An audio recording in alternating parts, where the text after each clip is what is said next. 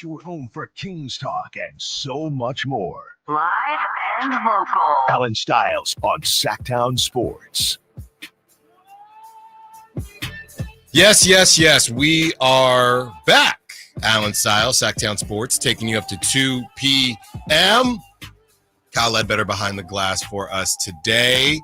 Want to give a shout out once again to Brendan Nunez for filling in. Heard Chris Watkins was on for an hour or so as well. So thanks to my guys. I didn't even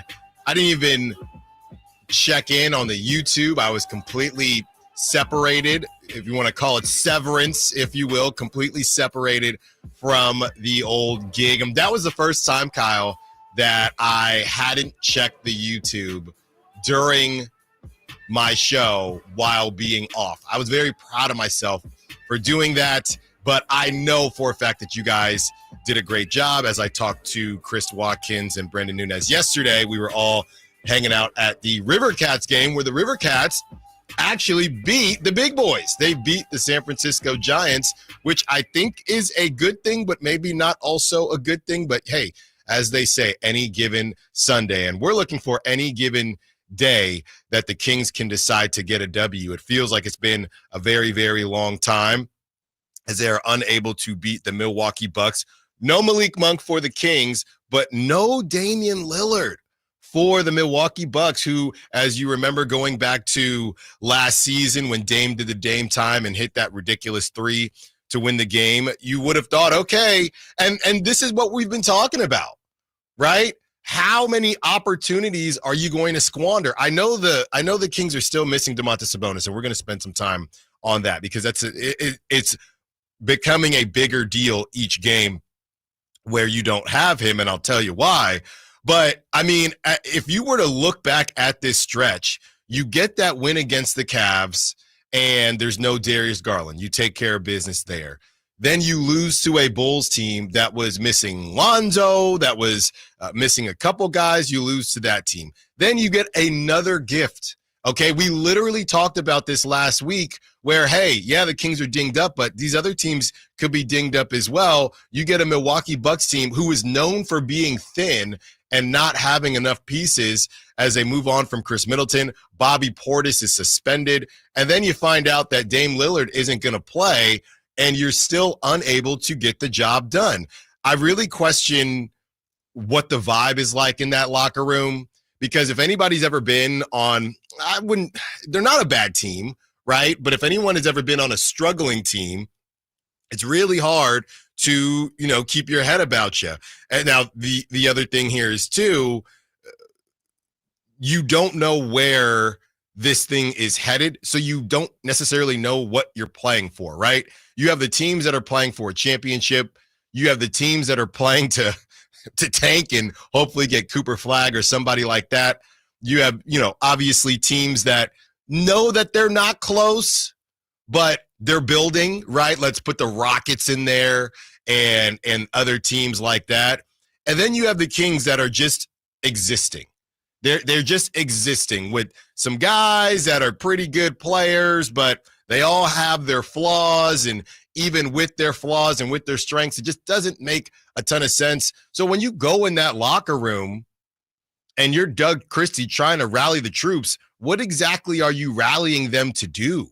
Make sneak into the playoffs and then get your doors blown off by the Thunder or someone like that? So I think you could really wonder what's going on with this Kings team and what's going on inside the locker room, because anyone can only take so much, right? You as a fan, you can only take so much. I tell you what, I protected my peace this weekend, not thinking about the Sacramento Kings. Now, obviously, once I got back into the area, my peace was no longer protected because I had to get all caught up on everything. But it just felt good to disconnect. And then I woke up, I'm thinking, okay, well, let's see, what exactly happened here. And it's just the same thing that we've been seeing with this Kings team. Tough shot, tough shot, tough shot. And eventually those tough shots don't fall. And the other team plays the averages. And they have other things to get to.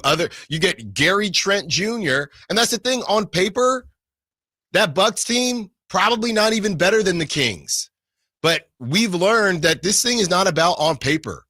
It's Gary Trent Jr. being able to make threes in the third and fourth quarter, whereas the role players for the Kings, and they can remain nameless or not, they can't make shots, right? So then it's just a Zach LaVine and a DeMar DeRozan chuck fest, and eventually you're not able to hold on.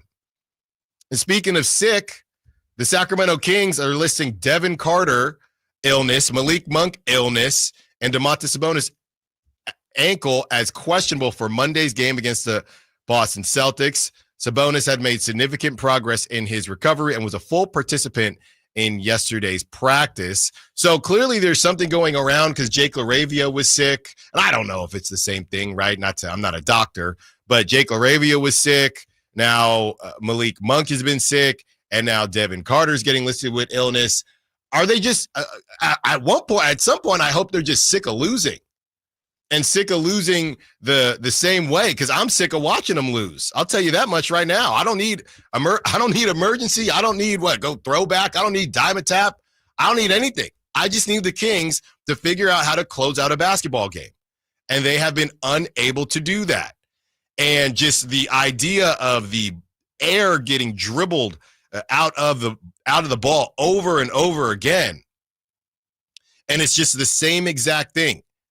And I can't even be mad as we look at what happened with Keegan towards the end, because and I know someone says, oh, well, you guys always give Keegan a pass because, he's guarding who he's guarding. I mean, you have a lot of money on the court besides Keegan that should be enough to score the basketball.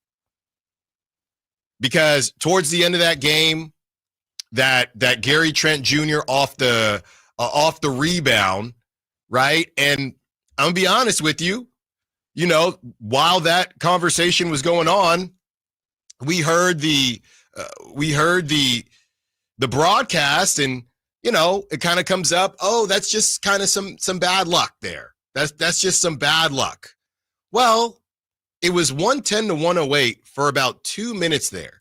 The Kings actually got stops. They got stops twice, actually 3 times. They got 2 stops. Each time they got a stop, I literally watched it again this morning.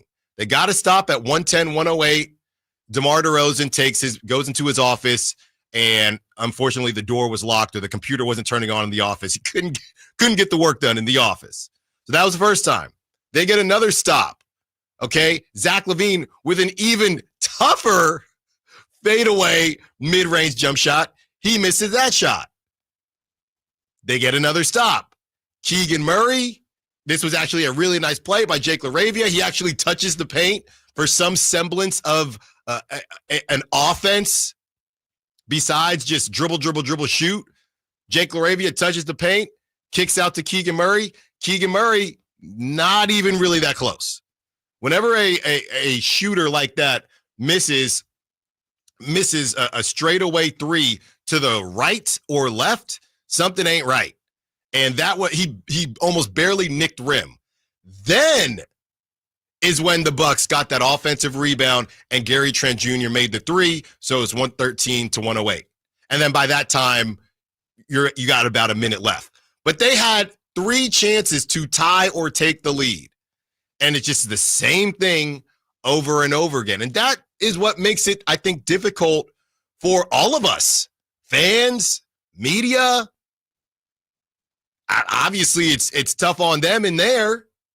But the worst part of it is they're not even really losing in different ways. That's the most frustrating thing. It's the same type of losses that we see where it's, okay, you've made some tough shots. They've lived with it. You've obviously lived with it. And now the tough shots stop falling and there's nothing else. And like I said, after the break, we will get into how much missing Domantas Sabonis matters.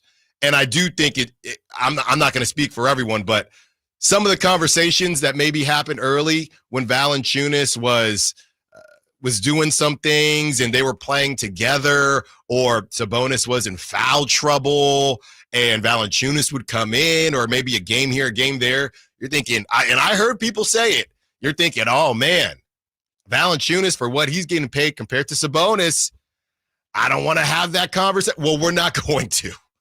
We're not going to. Maybe, and look, I don't think most people in Sacramento need to be reminded of how good Domantas Sabonis is, but I think a couple do.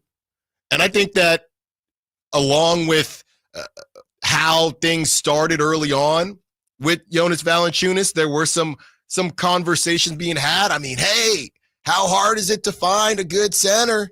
You're paying Domantas Sabonis a lot of money, which you might still feel like that.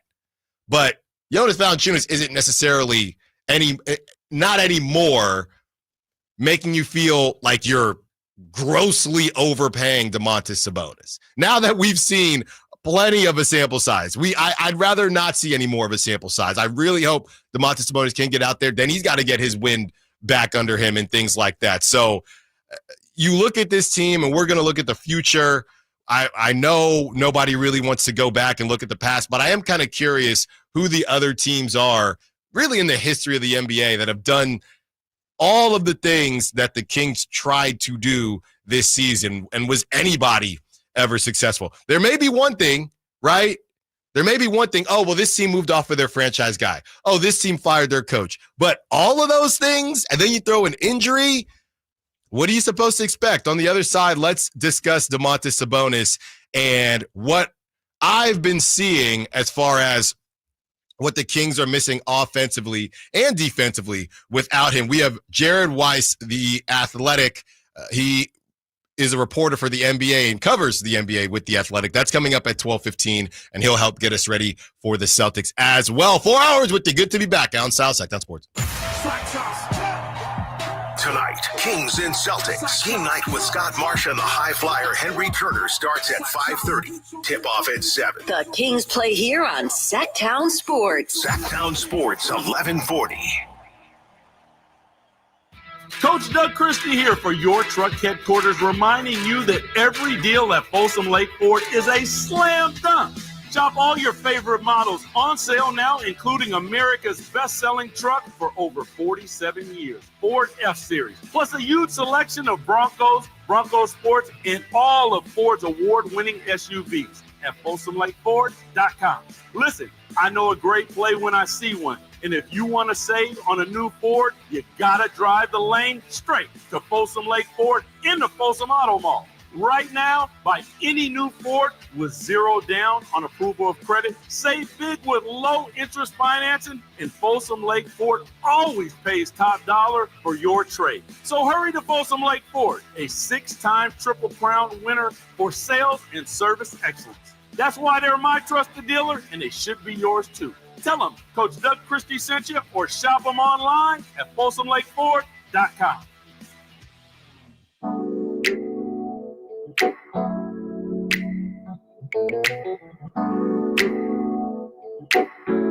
Allen Stiles. Watch the show on youtube.com/Sactown Sports 1140. Or listen on the Sactown Sports app. Yeah, a lot of people are on the Sac chat and on the text line just saying, just say it. Trey Lyles had a rough go towards the end of that game. He did, but it wasn't just Trey. I think what's tough with Trey is you could just see the difference between the first half and second half, just in how confident he is. And then, if he misses a three, he's afraid to, or at least it seems like he's a bit afraid to shoot again. He gets a bit gun shy, and you just can't have that, right? That going back to prior to Doug Christie, you have to shoot open threes when you have them. You got to shoot out of it. That's why you're specifically Trey. That's why you're on the floor. He had some good plays too, don't get me wrong. And, he had a really, really big rebound, and he was able to put that back in. So he definitely had his moments. And just last week in the Cavs game, he had a great game. It's just some of these situations where you need somebody to come through, not named Zach LaVine or not named DeMar DeRozan. It's tough because we're going to get on DeMar DeRozan for shooting too much, which I still think you fall into that. But when you look around, and DeMar was 0 for 4 from three-point range, by the way, but you look around, and Trey's 1 for 7 from three. They shot 23%. Zach LaVine was 1 for 5. Keon Ellis, who I feel like this is throwback again. This is where we're at, Kyle. What month is it? We are missing three-pointers, shooting 23% from three, and having arguments about Keon Ellis playing time. Is it currently March 2025, or is it December 2024? Because it feels like we're having the same conversation with a new coach, 3 new players, and we're still talking about the same thing. Except they're just not as good. They're just not as good.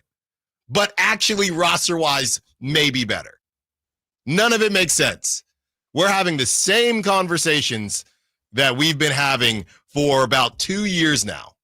Yeah, that's, gosh. Do you remember how nice it was back when that's all we had to worry about was where are we going to find bench scoring? Yeah. Or what are we going to do with defending three-pointers? Remember when that was the biggest problem the Kings had? Oh, so nice. Yeah, I'm looking here. You have, 19 off the bench. That's just not going to get it done for you. And again, Kyle, my favorite stat that means absolutely nothing. All 6 scores actually in double figures for the Kings. There were 6. There were 7 in the Cavs game, and they won the Cavs game. That is the most pointless stat if you are unable to stop the basketball, or if you can't score or do anything in the second half. If all that bench scoring or all those double figures all came early, and they're, again, low numbers. You had 32 from Giannis, 15 from Taurean Prince, 14 from the best King that never was, Kyle Kuzma. Brook Lopez just kills the Kings. 21 points for him. That's just ridiculous. 3 for 6 from three-point range. Ryan Rollins put up a donut, literally a donut. The Warriors great himself, Ryan Rollins, 0 for 4 from 3. He couldn't do anything, but it didn't actually matter. The man who the only thing I know him for is that time on the Wizards where he ran out of the wrong tunnel and was in the Warriors team huddle going out. Gary Trent Jr., 11 points. He played 36 minutes, 11 points, 3 for 8 from three-point range. Kevin Porter Jr., 27 minutes, 18 points. AJ Green with 3 points as well. DeMar DeRozan had 22, 6 for 7 from the free throw line. Keegan Murray had 13, 2 for 7 from 3. Did have 9 rebounds, though, so shout out to Keegan for that. Jonas Valanciunas, 18 points, 0 for 2 from 3. He had 7 rebounds. Zach LaVine, 16 points, 1 for 5 from 3, 17 from the field. Zach LaVine, he did do a lot, though. He had 5 assists. He had 7 rebounds. Did have 4 turnovers, but no Malik Monk. Kind of expected something like that. Keon Ellis, he had a career high in rebounds with 9. He had 20 points. He was 3 of 5 from three-point land. Great game from Keon for the most part. Trey Lyles, we already talked about, 7 points in 21 minutes. And Kyle, you had that looked up. I know he had that putback. Were those his only points in the second half? That's my guess, that putback that he had. I can look it up real quick, but I would imagine so. Same here. Jake LaRavia, 2 for 6 from 3, 11 points, 28 minutes. Markelle Fultz, 8 minutes. And Devin Carter, 10 minutes. Yeah, no. Kind of interesting rotations here with some of the guys that get a lot of time on certain days and not a lot of time on other days. Again, this feels like the same conversations that we were having 5-6 months ago. The kind of note I wanted to break down with no Domantas Sabonis, and when it was the Fox and the Ox, which wasn't really a real thing because I know one of them wasn't a huge fan of it, but when it was, you can say it was Sabonis. With that whole deal with the Fox, with De'Aaron Fox and Domantas Sabonis, the conversation was always, well, Domantas Sabonis could be the number one option, but he's never going to close games for you, right? He's not going to do things like that. And funny enough, I know Giannis is. I am not comparing the two players at all, but Giannis has kind of said that when they went and got Damian Lillard. That was kind of supposed to be Damian Lillard's thing. I'll get us where we need to go, and Dame, you just bring us on home. So Giannis is a one option because Giannis is literally the Greek freak. But there are situations where, I mean, going back to Shaq and Kobe, where, Shaq at one point was just the option, but Kobe became the closer. So you've had these hybrid situations before. I know I'm talking about all-time greats here, but you've had these situations before, and we've kind of used that to, I guess, lessen what Domantas Sabonis does offensively. But when you see how Domantas Sabonis can set the tone for a team and what the team looks like without him, I do think that it's a big deal, and we've kind of gone too far with the, number one option, making this much money, he needs to close. No, that's not the case. What I look at with Domantas Sabonis is he really is the starter, or should I say the opener for the Kings, where he's going to get the baseline going and, keep everybody above float, get rolling, get his rebounds, get his points, get other guys in the loop. And then towards the end of that game or whatever it is, you would have a De'Aaron Fox or now a Zach LaVine or now a DeMar DeRozan. Basically, right now, the Kings with no Sabonis, it's like a football team with no run game. They have nothing to establish themselves early, and then you go for the home run passes and things like that. They don't have that. So they're just a bit one note. They're just that team that, all right, we want to air it out. And if we can't air it out early, and when I say air it out, I'm talking three-pointers and just really tough mid-range and jump shots like that, that's all they have.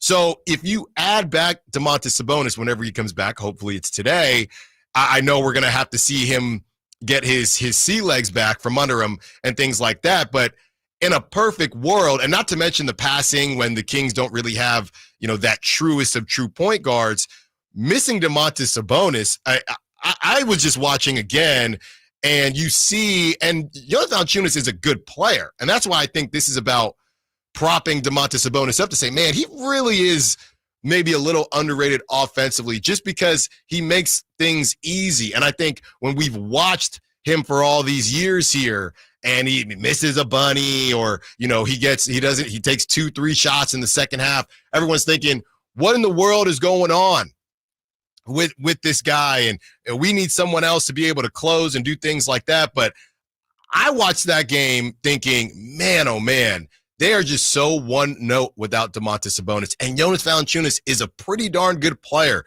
So that just put back into perspective how good Domas has been, and specifically offensively, where people will say, well, he's a bit limited offensively. Yeah, but where he isn't limited really helps you set the tone for each and every game. And right now, the Kings they cannot do that. On the other side, more Kings and Bucks notes. Keegan Murray has some things to say about whether or not this is halftime adjustments being an issue, or maybe it's just them needing to play better. Allen Stiles, Sacramento Sports.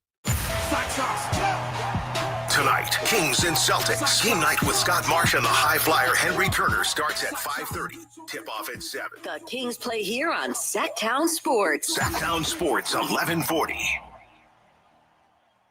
Have you ever dreamed of shopping for the perfect jewelry from home? Well, now it's possible, and you can even build your credit. PrestigiOJewelers.com now offers online shopping, making us the premium credit jeweler nationwide. With an exceptional selection of fine jewelry, from engagement rings and gold chains to sparkling diamond earrings and much more. With over 30 years of experience, Prestigio guarantees you'll find exactly what you're looking for. It's fast and easy. Once approved, you'll receive a guaranteed credit line from $400 to $10,000. All you need is to be 18 years or older, have a valid form of ID, be employed for a minimum of 6 months, and a bank account for automatic payments. PrestigiOJewelers.com is the perfect way to establish or reestablish your credit, with interest rates at only 2.25% per month. We are here to help you with monthly reporting to all major credit bureaus. The perfect jewelry, the perfect price, helping you build perfect credit. Visit us online at PrestigiOJewelers.com or at one of our locations in Sacramento, Stockton, Merced, and Fresno. Enter code SACTOWNSPORTS at checkout to save 10%. Big savings are back at Folsom Lake Honda, your one-stop Honda shop. New Hondas are piling up, and that means big savings for you. Looking to own or lease? During the spring sales event, drive a brand new Accord or Civic. Visit us today at FolsomLakeHonda.com, your one-stop Honda shop. As a family-owned and operated dealership since 2009, customer service is our number one priority. Our customers love doing business with us, and you will too. Folsom Lake Honda. Yeah, your one-stop Honda shop. JCPenney makes spring fashion look so easy. Throw on something light, bright, and extra comfy. Mix and match new arrivals from your fave brands and create affordable outfits with ease, like the perfect St. John's Bay polo paired with chinos, or a simple sweater and denim combo from A&A. Get that Liz Claiborne handbag you love, plus those cute sandals to match. For warmer nights, pick out cool, lightweight sleep sets from Umbriel. Come shop, bring the fam, and start chasing those spring vibes now. JCPenney, make it count. Welcome to Staples. I hear Staples prints it all for any business? You bet, and we'll beat any print quote. So if I had a pizza place... Staples can print signs, menus, pizza boxes. A landscaping business? Oh, we can print yard signs, t-shirts, brochures. How about a pizza/landscaping business? I'll call it Dough and Mo. I like it. Right now at Staples, get up to $250 off your print purchase. Ends 4/5, exclusions apply. Visit staples.com/print for offer details. Price match guarantee valid in store and staples.com/print. Visit staples.com/price match for details. Get ready, NorCal. The Lodi Beer Fest and State Barbecue Championship is on Saturday, April 26th at the Lodi Grape Festival grounds. There will be something for everyone. Craft beers from over 50 breweries, live music, outrageous food, games, plus taste barbecue from world-class barbecue teams. For tickets and more information, go to grapefestival.com. Must be 21 years of age or older to attend. The Lodi Beer Fest, where great brews meet legendary cues. Saturday, April 26th in Lodi. With 25 award-winning years in Northern California, Ashton & Price is your local injury law firm. Pro attorney tip: if a firm presents as local but they're in LA, red flag. If your first consultation is not with a lawyer, big red flag. At Ashton & Price, your first consult is with a local attorney, and if serious injury prevents travel, a lawyer will come to you. Still not enough? George Washington's my uncle. At Ashton & Price, no red flags, just red, white, and blue. Remember, for the best advice, don't think twice. Call Ashton & Price. Sacramento's premier country music festival, Country in the Park, is coming back. May 16th and 17th at Cal Expo with Bailey Zimmerman, Billy Currington, Cole Wetzel, Nate Smith, and more. You'll enjoy food trucks, rock walls, and a mechanical bull, line dancing, and more. Single-day GA tickets start at $52 at CITPFest.com. Country in the Park, May 16th and 17th with Paul Mitchell, The School, Sacramento, and Stoney's Rockin' Rodeo. Find out more at CITPFest.com. Buckle up, race fans. The 2025 Metal Cloak NorCal Stampede is coming in full throttle on Saturday, March 30th at Prairie City SVRA. The Ultra 4 USA West Coast Series kicks off with a high-octane showdown, where fearless drivers will push their machines to the limit over massive jumps, punishing rock obstacles, and high-speed straightaways. This is off-road racing at its wildest. Don't miss it. Tickets are just $30 at the gate, and camping is available. Prairie City SVRA in Rancho Cordova. Be there.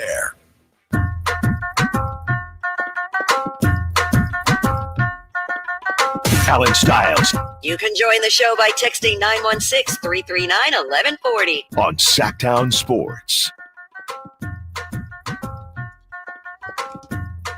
Call line, text line is heating up, 916-339-1140.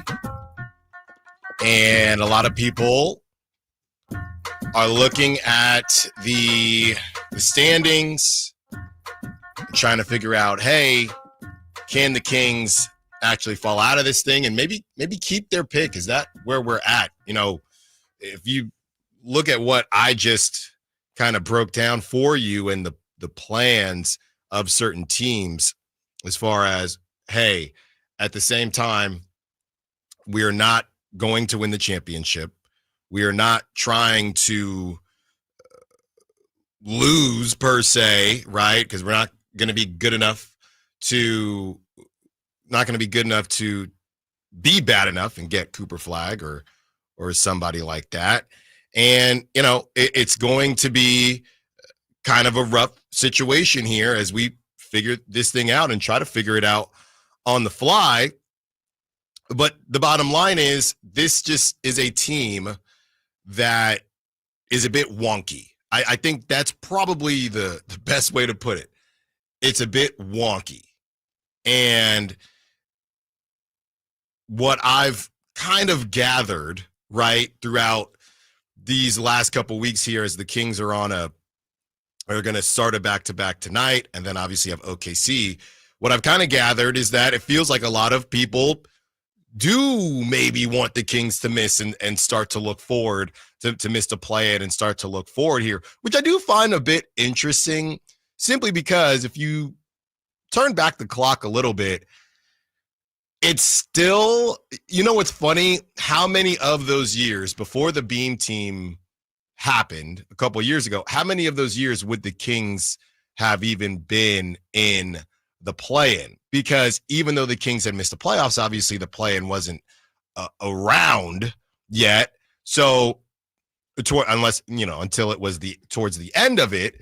So it is a bit surprising that Kings fans are more so in the camp, or a good bit of them are in the camp where they don't necessarily want to see how this ends. They'd rather just lose, see if you can get the pick, and just hit the refresh. And, early on, we talk about there's two big things that happened in this season that I think could have changed things. Now, would it have changed things drastically? I don't know. I mean, the difference between playoff revenue and not playoff revenue is a big deal. I think those two things off the top of my head, the Jaden Ivey 4-pointer, I truly do. That'd be the first one for me, specifically because it was De'Aaron Fox and everything that fell out after that. That game and the Clippers game. I think those were probably the two situations where that Jaden Ivey game, that would have stopped the loss of 2 or 4 straight. Okay, so it would have stopped it at 3 then. No, they had already lost 4 in a row. That wouldn't have been the 5th. That was the 5th, and that got Mike fired. Okay, so that game specifically, right? And then the Clipper game. And I would say honorable mention, both of those two Denver games. The early Denver game where they collapse. Oh, where DeRozan bobbles the game winner. That game, and then this most recent Denver game, which not exactly there the same way because of where they were in the standings. But I think there are very specific situations where this season could have gone completely differently. And it didn't. And we're here now. But it's interesting to me that same team, game of inches. I know that's football, but one of those things doesn't happen. They either win that game against the Pistons, or they win that game against the Clippers. And I am just curious how the season goes, because it just was just huge swings to me.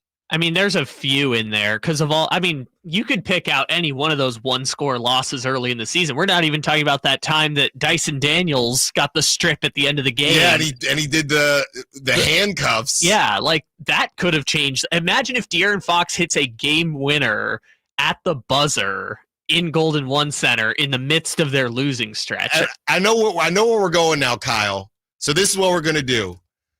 916-339-1140. Up to this date, Kings playing, obviously, tonight. What is the biggest what if of this season so far? What is the biggest what if of the season?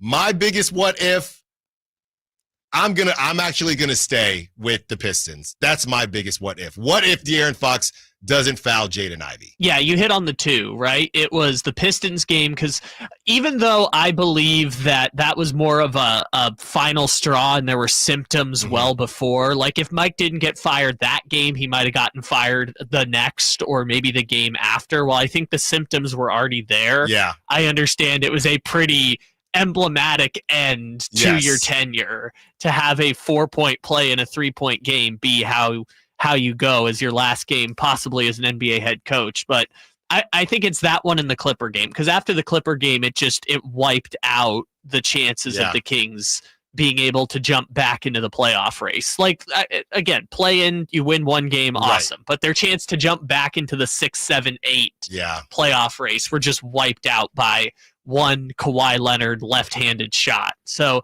I think for the whatever we want to call the Beam Team 3.0, I would say it's Ivy, and for the interim Beam Team, I would say it's probably the Clipper game. But last year I could think of like 4 games that were like really like stick in my mind. This year there's like 10 of them. We didn't even mention Fox putting up 60 in a game earlier this season that they lost. There's so many of these like, what if they had done this or that moments. Yeah, and I think the difference is every team has what ifs, but that's the difference between, oh, what if we did this and we were the 2nd seed instead of the 4th seed? Not, oh, what if this didn't happen and the whole team just completely imploded? So, exactly. Impulse decisions make the what ifs feel a little bit more important, even though I don't think one single game did or didn't define the season. 916-339-1140. Biggest what if of this season so far, because it's not done yet, but I don't see how anything. I mean, you could even throw. I might even throw the Bulls just from last week. I might even throw that in there. You beat the Cavs. It's honorable mention. It's honorable mention. We're now into the 2nd tier. Yes. Because I think there's even more second, like the 2 Nuggets games. Those are 2nd tier, definitely. The Warriors game coming out of the All-Star break where they just got smoked out. But what is the what if there though? I'm saying very specific things. You can't just say what if they won.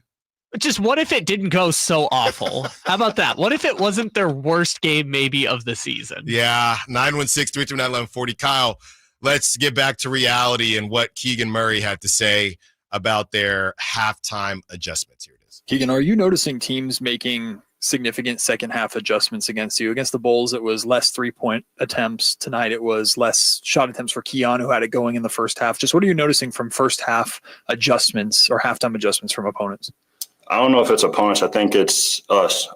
We had something clicking in the third quarter, a certain set, which is just a side ball screen and a throwback. And then we got away from that. And I think that's kind of where the game ended right there. So we just have to stay consistent and make the game as simple as possible. But how? Because there's always something that's working and then they go away from it. So why does this stuff keep happening? Honestly, that's as spicy as a response as you're probably going to get from Keegan. Yeah. I mean, that was more honest than I was expecting in terms of a post-game response, because it's like, no, they are just going away from things that are working, or the rotations don't make sense, or, that we talk about how recently they've made it an effort to keep 2 at least of the defensive guys, quote unquote, on the floor. Well, then at the end of the game, it was no Keon Ellis, so then now we can't get a stop.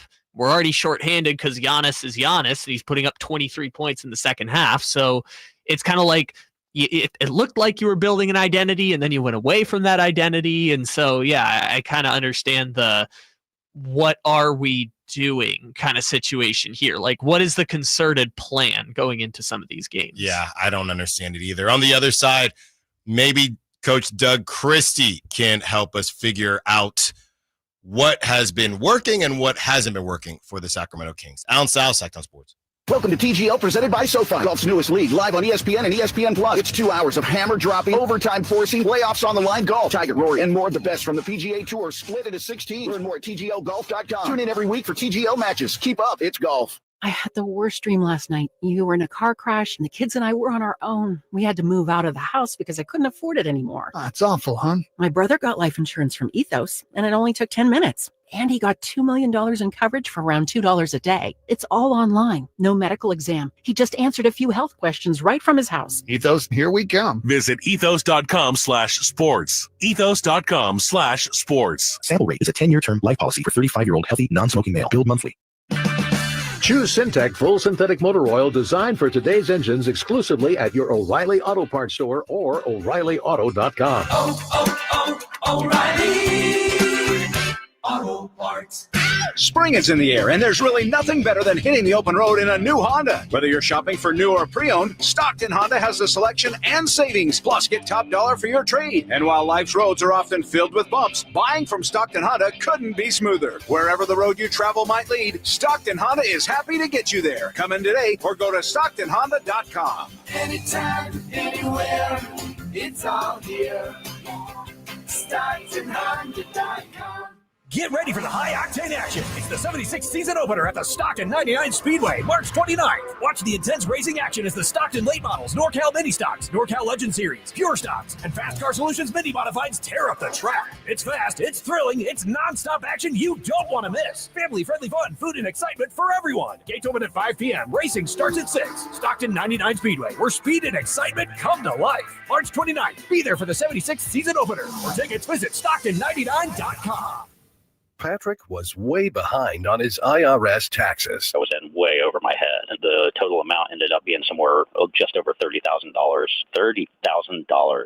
Then the IRS came to collect. Started getting letter after letter. A lien had been filed against me. They were going to basically hang me completely out to dry. He had to do something. That's when I reached out to Optima Tax Relief. Patrick's life quickly got a lot easier. It was very easy, pretty much hands off. They picked up the ball and ran with it. And how'd it go? I couldn't believe it. I had to ask 2 or 3 times. I saved an incredible amount of money. How does Patrick feel about Optima? Couldn't be happier. They definitely helped me. Optima Tax Relief, the best place to call. They're the best in the business. Do what Patrick did and call Optima Tax Relief for a free consultation. Call 800-343-6460. 800-343-6460. 800-343-6460. Optima Tax Relief. Testimonial from an actual client. Some restrictions apply. For complete details, please visit OptimaTaxRelief.com.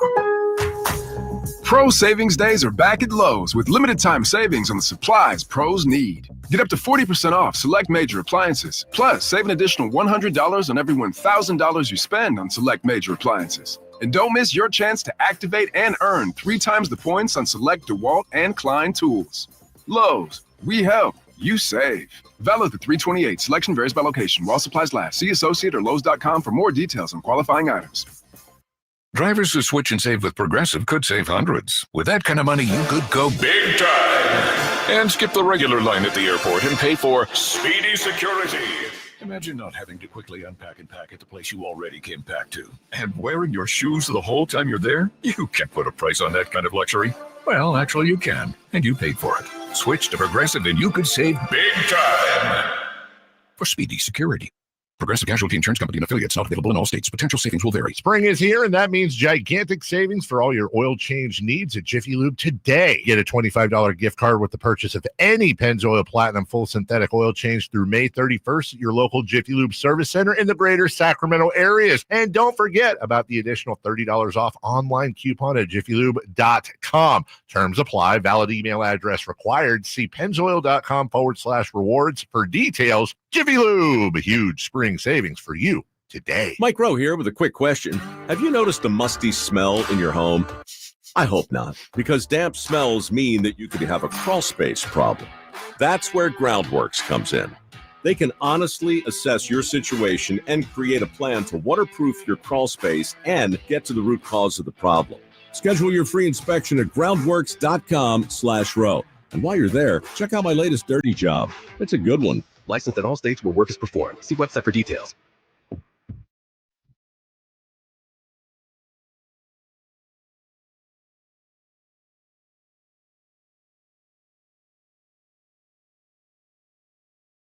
Allen Stiles. Watch the show on youtube.com/Sacktown Sports 1140. Or listen on the Sacktown Sports app.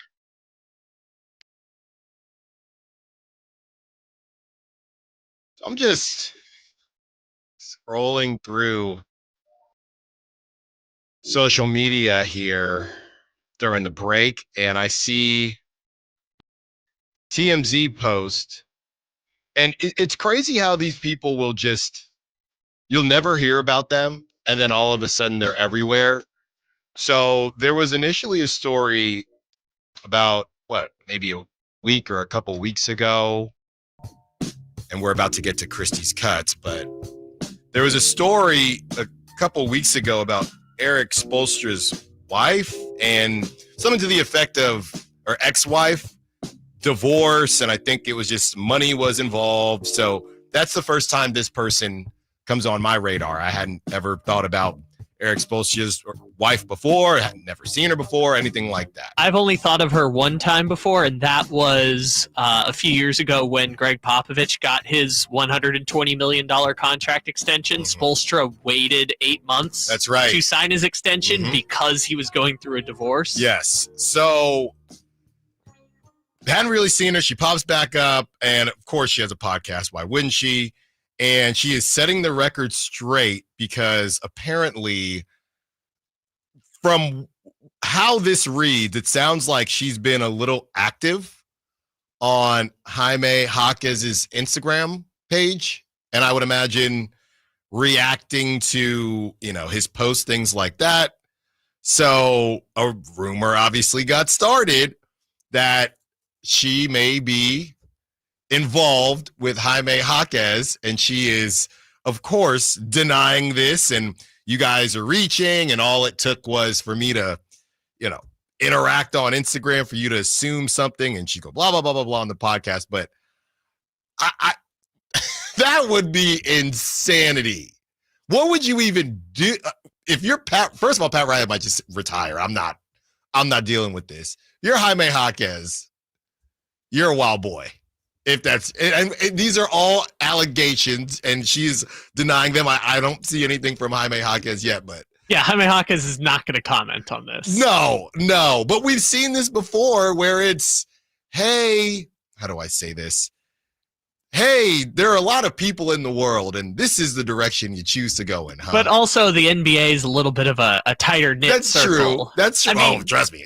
It seems like it. What was the one in the bubble where it was Kyle Kuzma and was it Tyler Hero, I think, where Tyler Hero was dating Kyle Kuzma's ex or something like that, and they were playing in the bubble, or playing in the finals, I think. So like that type of stuff happens. The weird part is A, your own team, and B, your head coach. No, but the player stuff, whatever. Your coach's ex-wife, again, probably allegedly. not true. Allegedly. But according to someone on Reddit. Enough that she had to come out and say something. Oh, yeah. The original Reddit thread got like 10 million views. So you got to be careful, man. Jaime should have just came on over to Sacramento, man. I mean, yes, the coach thing is what makes it weird, but like we know some stories around some NBA organizations, shall we say, a little bit more local to here that measure up in comparison to some of these. So I saw that and I just thought, wow, if this ends up being true, Heat culture, who now Jimmy is saying Heat culture is a little not overrated, but I think he said it gets overused. I think I was reading. So we will see what happens there. I think we can kind of assume Jimmy Butler is Heat culture now because when he was there, they went to 3 Eastern Conference finals in 6 years and made the finals twice. And since he has left, they've now lost 10 straight. Well, I had to say something because that was insanity just to see. All right, Kyle, let's get to Christie's Cuts. Tell the two halves for us, like for whatever reason in the third quarter, we just, I talked to them about just keep it simple. Like if something is working, you want to just continue to keep it simple. And ball stuck a little bit. And all of a sudden, they started making shots in the fourth. They were 6 for 9 from 3. We were 2 for 7. Couldn't make shots, but to beat teams like this that are really, really good, there has to be a simplicity in your approach and a consistency in your effort and how you play the game.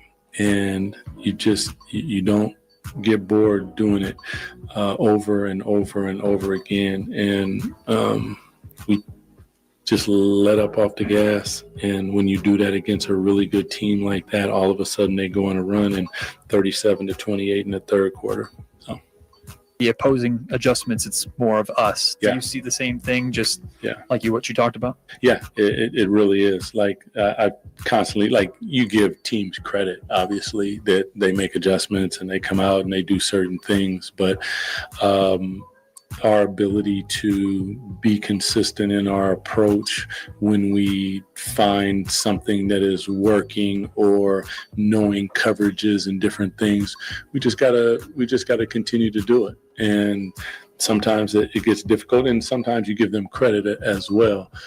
Tonight, I think it was a little bit of both. I mean, Giannis is an incredible player, so he's going to get calls, he's going to get downhill, he's going to do all of those things. But we had the game and had the ability to close it, and we have to do that. Sometimes it just I wanted to go back to him after a minute, because in the timeout, I believe I can't remember who they went to, but the size had the ability to switch across.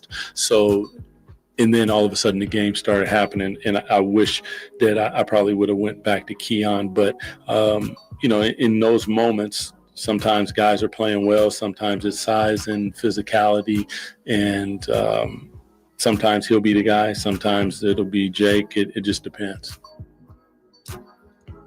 Those were Chrissy's cuts, and it's one of those things where hindsight is a little bit 2020, and we're seeing. Look, Jake has a good bit of size on him, a little bit bigger than Keon, and I think he does do a great job. I don't think he's as good as a defender as Keon. I think that when these guys are playing together is the best case scenario, but there's only so many spots on a basketball court. And, the idea that these guys, it just feels like there's something that people aren't saying, right?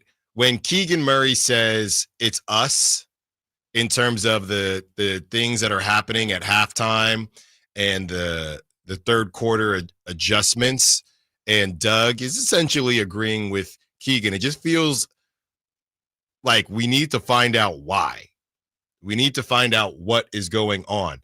Is the awkwardness, is it that it's DeMar time? Is that the struggle? Is it, well, we're going to a certain set, but DeMar feels like he's got his guy here, so we're going to go with DeMar, and then that's one that's one possession, and then another.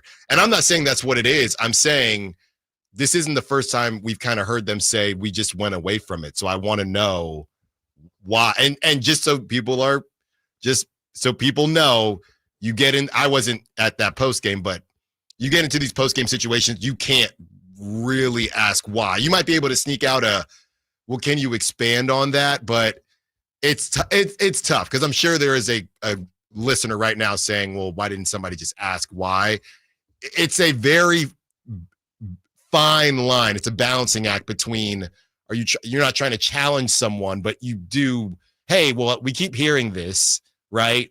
What is it exactly that's happening? And they might not even know, to be completely honest with you. Or necessarily have an answer for it. Right. Because, we've talked so much about how the roster doesn't make sense, and you're trying to fit DeRozan and Levine, and without Sabonis, they don't have a flow offense because they don't have a true point. Mm-hmm. The point center is the center of everything that they do. And so I think how much of it is them trying to adjust on a shorthanded basis, and how much of it is what they're trying to do just with the group. But how much of that actually do the lines blur, because they haven't had Sabonis for 12 games over the last month, essentially. So, how much of it is this is just going to become our identity, and how much of it is it will look different if and when Sabonis comes back to the center of it. Yeah. So, some good notes there from Coach Christie. He's trying to figure out how to press the right buttons, and it's going to be game to game. I saw someone saying that his rotations haven't been great. Some days, when you win, nobody questions the rotations, even if they could have been better.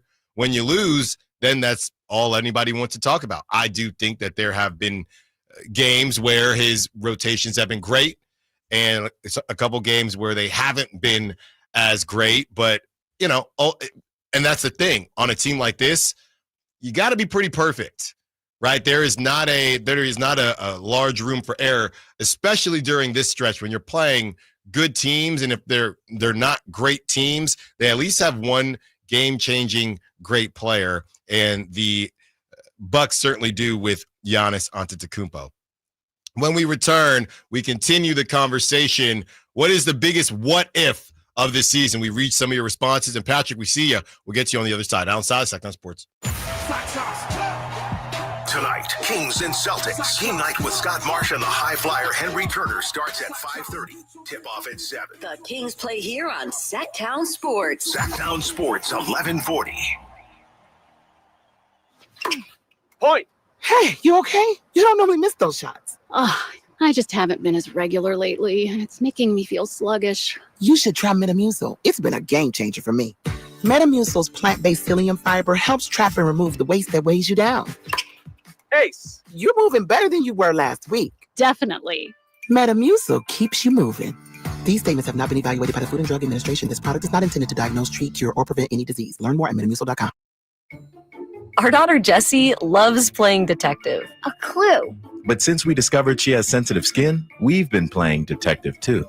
We thought the problem was our puppy. But it was actually our old detergent. Aha. So we switched to Tide Free and Gentle. Tide Free and Gentle provides an excellent Tide clean, and it doesn't leave behind irritating residues like dyes or perfumes. So it's gentle on your skin. Case closed. If it's got to be clean, it's got to be Tide Free and Gentle. Had unlimited potential. What if your biggest risk was not taking one? What if you could make every move matter? Bank of America's business solutions can help bring your biggest what-ifs within reach. Find out how our digital tools, cutting-edge insights, and trusted expertise can work for your business. What would you like the power to do? Visit bankofamerica.com/banking for business to learn more. Bank of America is proud to be the official bank sponsor of FIFA World Cup 2026. Wesley Financial Group is not a law firm. Do you find yourself stuck in a timeshare? Get the real facts about the timeshare industry and your options for cancellation. Chuck McDowell, founder of Wesley Financial Group, has put together a free information guide that reveals the secrets the timeshare industry doesn't want you to know, including the 5 ways to get rid of your timeshare. Call now and get this timeshare cancellation guide absolutely free. Call 800-837-5050. That's 800-837-5050. 800-837-5050. Huge savings now on new 2025 Silverado at the Maida Chevy Silverado Supercenter. Save $11,000 off MSRP after rebate every new Silverado LT Turbo Max with Maida Chevy's exclusive all in-stock pricing. And Maida Chevy has one of the largest selections in the Sacramento area. $11,000 off new Silverado at the Maida Chevy Silverado Supercenter. Now that's big, huge. See them all at MaidaChevy.com. Together, let's drive. Not available with special financing, leasing, some of the offers. Made a great deal at Maida. Advanced Infusion Center, where we prioritize your comfort and well-being. Whether you're managing a chronic condition or seeking specialized IV therapy, our state-of-the-art center offers tailored solutions to meet your needs. Advanced Infusion Center's dedicated healthcare professionals are here to ensure your safety and provide personalized care. Conveniently located in Sacramento and Yuba City with flexible scheduling options. Experience a new standard in infusion therapy. Visit Advanced Infusion Center today at advancedinfusion.com. Have you ever dreamed of shopping for the perfect jewelry from home? Well, now it's possible, and you can even build your credit. PrestigiOJewelers.com now offers online shopping, making us the premium credit jeweler nationwide. With an exceptional selection of fine jewelry from engagement rings and gold chains to sparkling diamond earrings and much more. With over 30 years of experience, Prestigio guarantees you'll find exactly what you're looking for. It's fast and easy. Once approved, you'll receive a guaranteed credit line from $400 to $10,000. All you need is to be 18 years or older, have a valid form of ID, be employed for a minimum of 6 months, and a bank account for automatic payments. PrestigiOJewelers.com is the perfect way to establish or reestablish your credit with interest rates at only 2.25% per month. We are here to help you with monthly reporting to all major credit bureaus. The perfect jewelry, the perfect price, helping you build perfect credit. Visit us online at PrestigiOJewelers.com or at one of our locations in Sacramento, Stockton, Merced, and Fresno. Enter code SACTOWN SPORTS at checkout to save 10%. Looking for family fun, thrilling baseball, and unforgettable memories? Come out to Sutter Health Park and catch the Sacramento Rivercats in action. Great games, great food, and great times await. Get your tickets at rivercats.com. KHD1 Sacramento, KYMX HD3 Sacramento. From the Power Business Technology Toshiba Studios. Sacktown Sports 1140.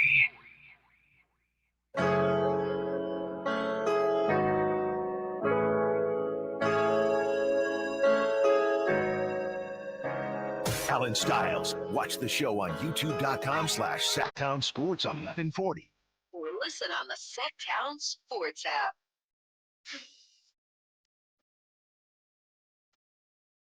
$11 o'clock hour.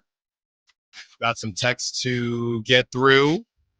calls to get through as well. 916-339-1140. What is your biggest what if of this Kings season? And it could be before the season. Could be DeMar DeRozan going in a different direction there. Could be anything as we get you ready for Kings Celtics tonight. And it's all over the place now. Kings are only 1.5 games ahead of the 11 seed. Suns can get within a half game of the Kings if they win tonight and the Kings lose to the Boston Celtics. So we will also break down, because I know everyone's wondering, I thought you said they can't fall out of the play-in. I didn't say they couldn't. Okay? They do have to, if they keep losing, just like we said last week after the Cavs, if they keep winning, the 8 is possible. Well, if they keep losing, yes, they can fall out of the play-in, but they still would have to lose a lot. And it was cool that they beat the Cavs, but the problem is the Clippers and the Suns also beat the Cavs. Yeah, right. So you didn't actually gain anything from beating the Cavs. No, it turns into, the Cavs had a little, just like the Celtics game.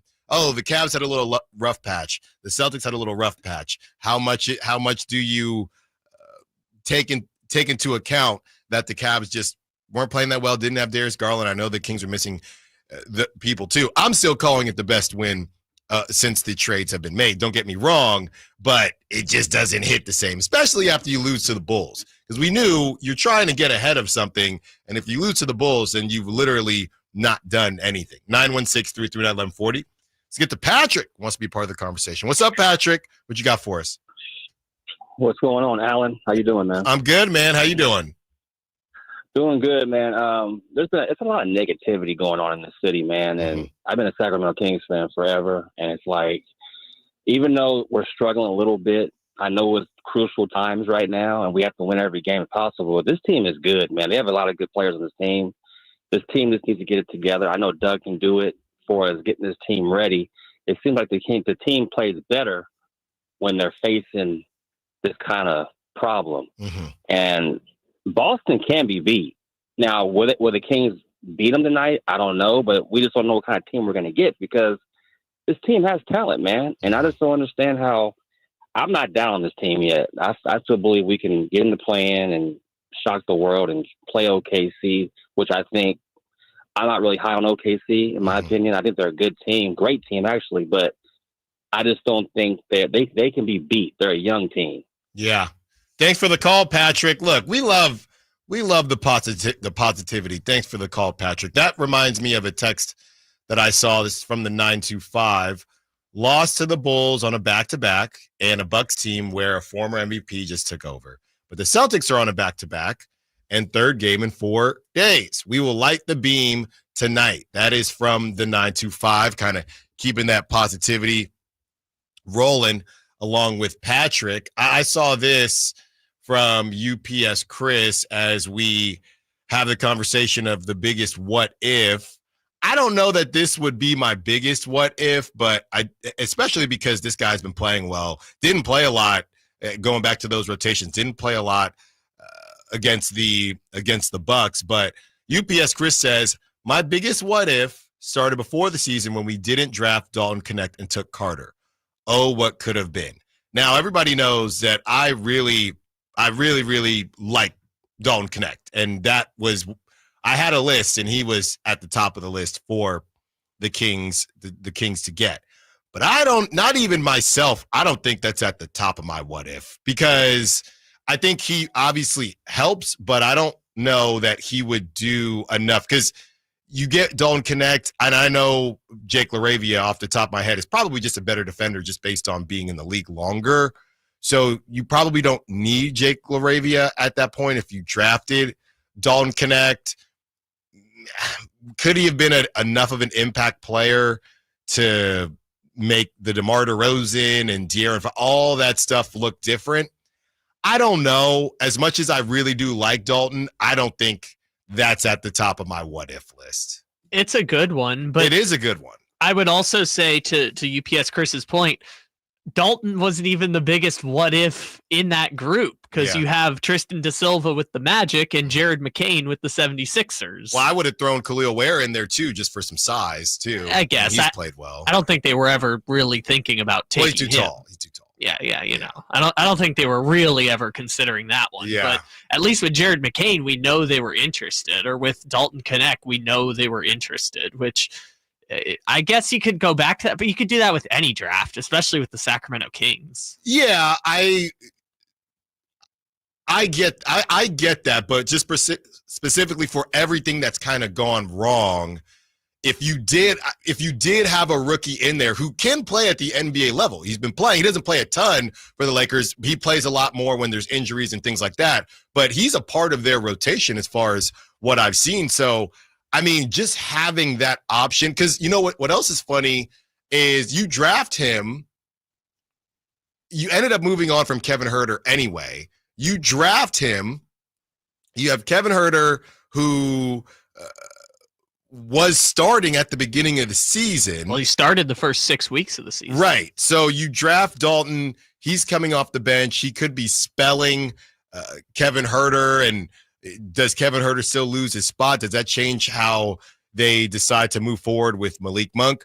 Who knows? 916 is saying Dalton wouldn't have moved the needle enough to make it a big what if for the season. I'm closer to that 916 than UPS Chris. I think it's a great shout, but and maybe things look better early because at least you have another player where Devin Carter literally could not play to start the season, but I wouldn't. It's honorable mention, but it's a second tier for me. Might even be a third tier at this point. It might be. It might be. So keep them coming. All the different what ifs that could have changed what this season looks like. We have some updates as we discuss what the Suns could do tonight. We're gonna have some pocket watching coming up as well.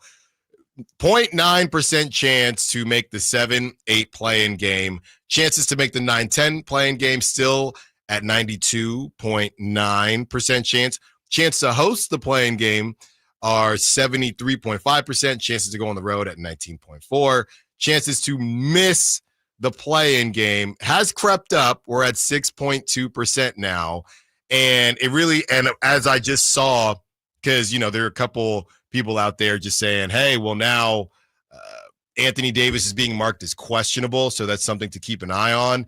So as the numbers continue to look low and everyone's saying, well, look at the standings, why are the percentages so low?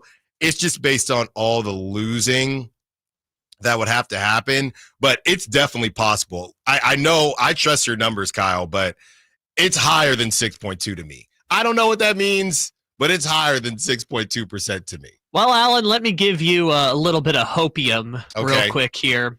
Let me remind you that our strength of schedule thing that we were talking about the Kings just having this gauntlet of a run, well, the worst of it is going to be over because after tonight, the Kings will have the 8th hardest strength of schedule the rest of the season. Okay. So the darkest days have passed them by in terms of strength of schedule.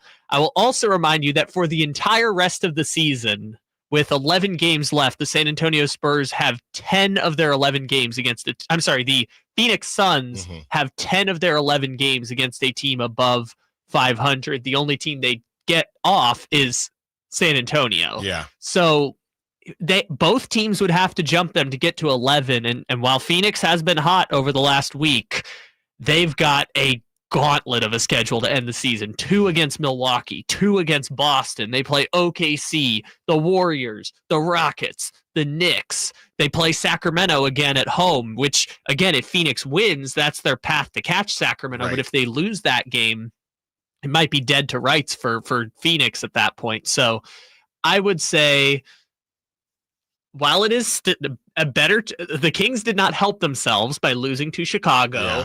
Their chances are still pretty good to end up in the 9-10 game, even though it feels like the sky is falling a little bit. Yeah, it definitely feels closer than that. I can't put my finger on it, but it definitely feels closer. Maybe because they have not won a basketball game. And that's the thing now. When you're this close to the end of the season, everything matters so much more. I think that's why it feels like that Cavs game, and I know I wasn't in on Friday, but feels like that Cavs game was legitimately 2 weeks ago.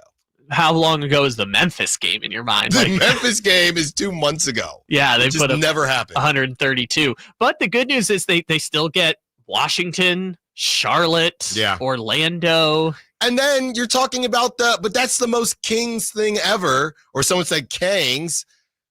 You look at the gauntlet that they had, and they beat the Cavs and lose to the Bulls.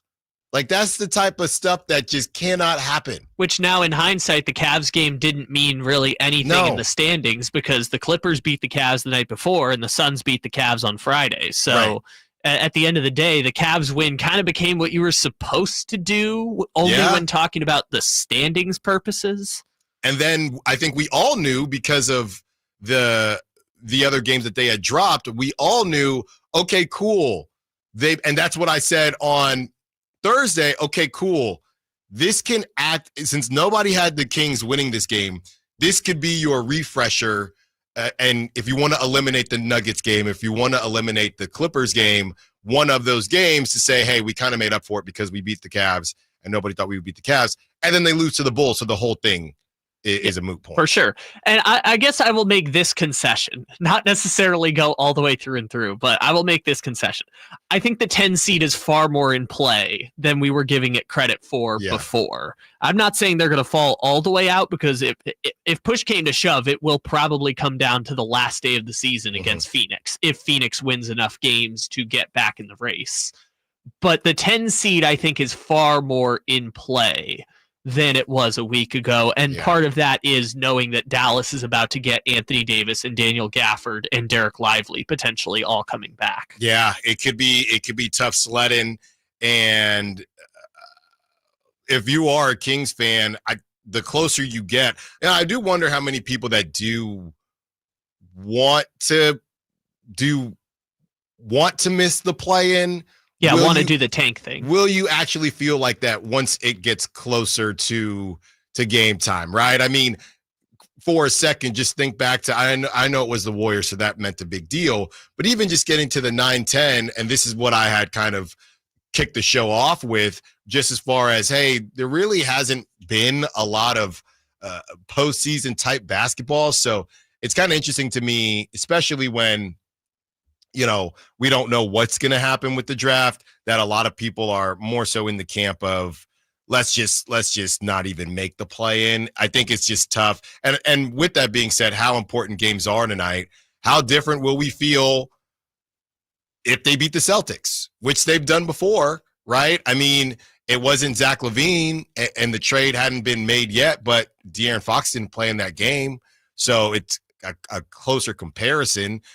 Every game means so much more. You beat that Celtics team tonight. This is how people and certain fans get not upset, but when you hang on to every single game and every game is the championship and every win is great and every loss is, oh, now the sky's falling. I hear, because I know that I can be guilty of that.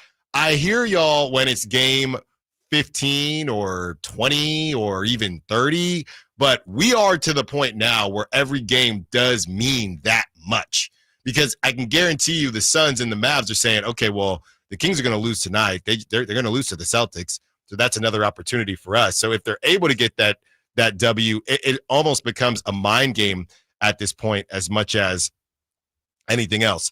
On the other side, he finally got his NBA contract. Let's hear from Isaac Jones on making his dreams come true. Allen Stiles, Sacktown Sports. All guests and callers join us from the Folsom Lake Honda hotline. Folsom Lake Honda, your one-stop Honda shop. If you're 55 and up, T-Mobile has plans built just for you. 2 lines of unlimited for just $30 a line. That's a 45% savings compared to Verizon and AT&T. But don't just take our word for it. It's not just the savings that are great with our T-Mobile plan. There's all this value from all these other things that T-Mobile offers.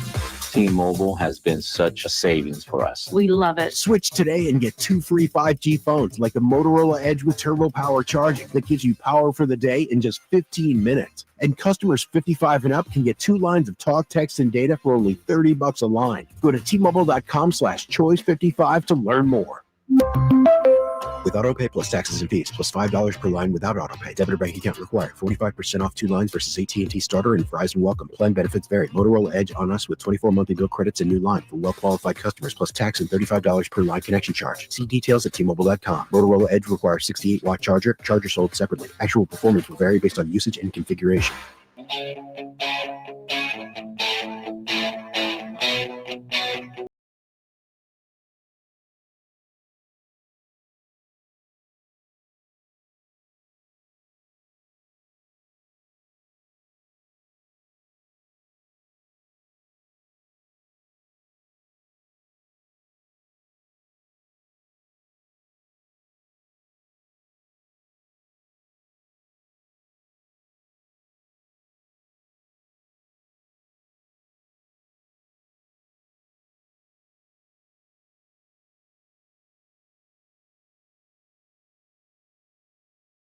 With the chance to knock out the Warriors. There's no scenario like that potentially this year. I would agree with you, but at the same time, once they beat the Warriors and it was you win and you're in, and you get to play a Pelicans team with no Zion, I don't know. Me personally, I felt like you get through that first game and there is some high,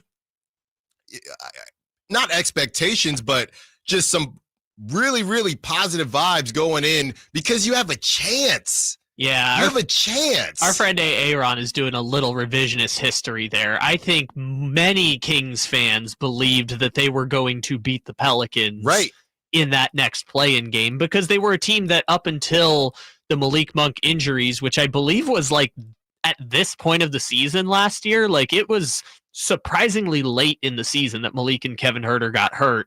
I mean, they were a 7 seed. I think people thought we were too good for the 9-10, and once they just wiped the Warriors off the face of the map, it was like, yeah, we can win this game. We can go into New Orleans and beat the Pelicans. We're going to the playoffs. So, that's how I felt, right? You really could taste it. And honestly, again, to do the revisionist history thing, I think that with all that happened, because let's not forget, no Malik. I remember having the conversations. Hey, if they can get into the playoffs, they could get Malik back. All they got to do is beat the Pelicans. All they got to do is do this. You could probably, I know the Warriors were kind of whatever last season, but that was the most difficult thing about the Kings, because you could make the argument that Warrior team may have been better than the Pelicans team with no Zion. Obviously, just a tough matchup all season long. But I think that you're coming off a beam team and you lose that game. The season ends and we hear all this weird stuff about, was it about money with the Mike Brown extension? I think that the ownership, they thought it was a lock. I think that even with, and funny enough, you can make the argument, and I understand that they did drop in the standings. You can make the argument that there was a little bit of suffering from your own success. So you had an opportunity to get in. You beat the brakes off the Warriors. And look, TNT, whoever it was, Charles Barkley, the whole crew, everybody picked the Kings. And I think that there was, I don't want to say a level of embarrassment, but when you don't get close, it's almost like smoking a layup, right? You're mad at yourself because of all the hard work you did. And ultimately, other people are going to say, man, he smoked that layup. Come on. When it's, well, I'm the one who created this opportunity anyway. And I think that's kind of how the Mike Brown thing went down going into this offseason, where should they have even been in that position? I don't know. I think they came out and they played their butts off. Then to lose it, I honestly think the higher-ups with the Kings just felt like, I think that they were maybe looking ahead a little bit. And it was, okay, even though we've got these injuries, we can still get into the playoffs. We can still get some playoff experience going. And when they lost that game, which wasn't terribly close, they didn't get beat down, but it wasn't terribly competitive against the Pelicans. I think that burned the Kings bad. And it's funny to me that a lot of people now are saying we don't care about the play and just lose, when there were definitely a lot of people hyped up because it was literally you win and you're in, and you had so many, all the vibes were great. You just beat the Warriors. So I don't know. I think a lot of people are saying, and I see Folsom Mike on the text line, our ceiling is this, we're going to get swept, and that's how a lot of people feel. But I think when you're in the moment, right, assuming that they hold on, you win that 9-10 game, and I think everybody will be right in the same spot where it's, hey, we have some momentum. We just lost one. Who do we got? Could be the Warriors again. Could be the Warriors to get into the playoffs, okay? Because Steph Curry's been injured these last couple games. Could be the Timberwolves and obviously the Clippers. I think that the closer we get, more people will say, well, if they're not going to lose, which to be fair makes sense. Well, if they're not going to lose and the pick is gone anyway, well then, yeah, get to the playoffs. Well, I think people are allowed to be multiple things, right? I think the people who are clamoring for them to fall out completely and go to 11 and try and protect the pick, I think those people are not anti-Kings winning. I think they're anti-ending up with the worst, like they're anti being the 10 seed, right? They're anti being the 10, losing in the play-in, and the season's over. So if push came to shove, they would rather just go to 11 versus 10 and even have a shot at making it. Because as we mentioned before, 10 seeds never made it through the play-in. No, it's been around 4 years now. The 10 seeds are 0-8. I think the 9 seeds are 3-5 in terms of getting to the playoffs. So I think the people who want to drop out of the playoffs are just anti-losing in the play-in more than they are wanting the team to lose. And so I think there's a duality there. No. And I agree with you. Here's my issue. I feel like we all already know what's going to happen. I feel like we all know that the Kings are going to do the Kings thing and not lose enough, right? And they're going to be the 9 or 10, and hopefully they win the first one. So maybe that's just me mentally preparing. I do not believe they will lose enough to fall out. So I'm already just hoping that you don't lose that pick for nothing. That's where I'm at with it. The most likely outcome would be that. Although, again, I would argue even if they run through the play-in and they make the playoffs, in terms of the pick itself, the difference between 14 and 17 is not really anything in the NBA. And I know someone will come back and be like, 13 was Devin Carter and 17 was Dalton Knecht. Sure.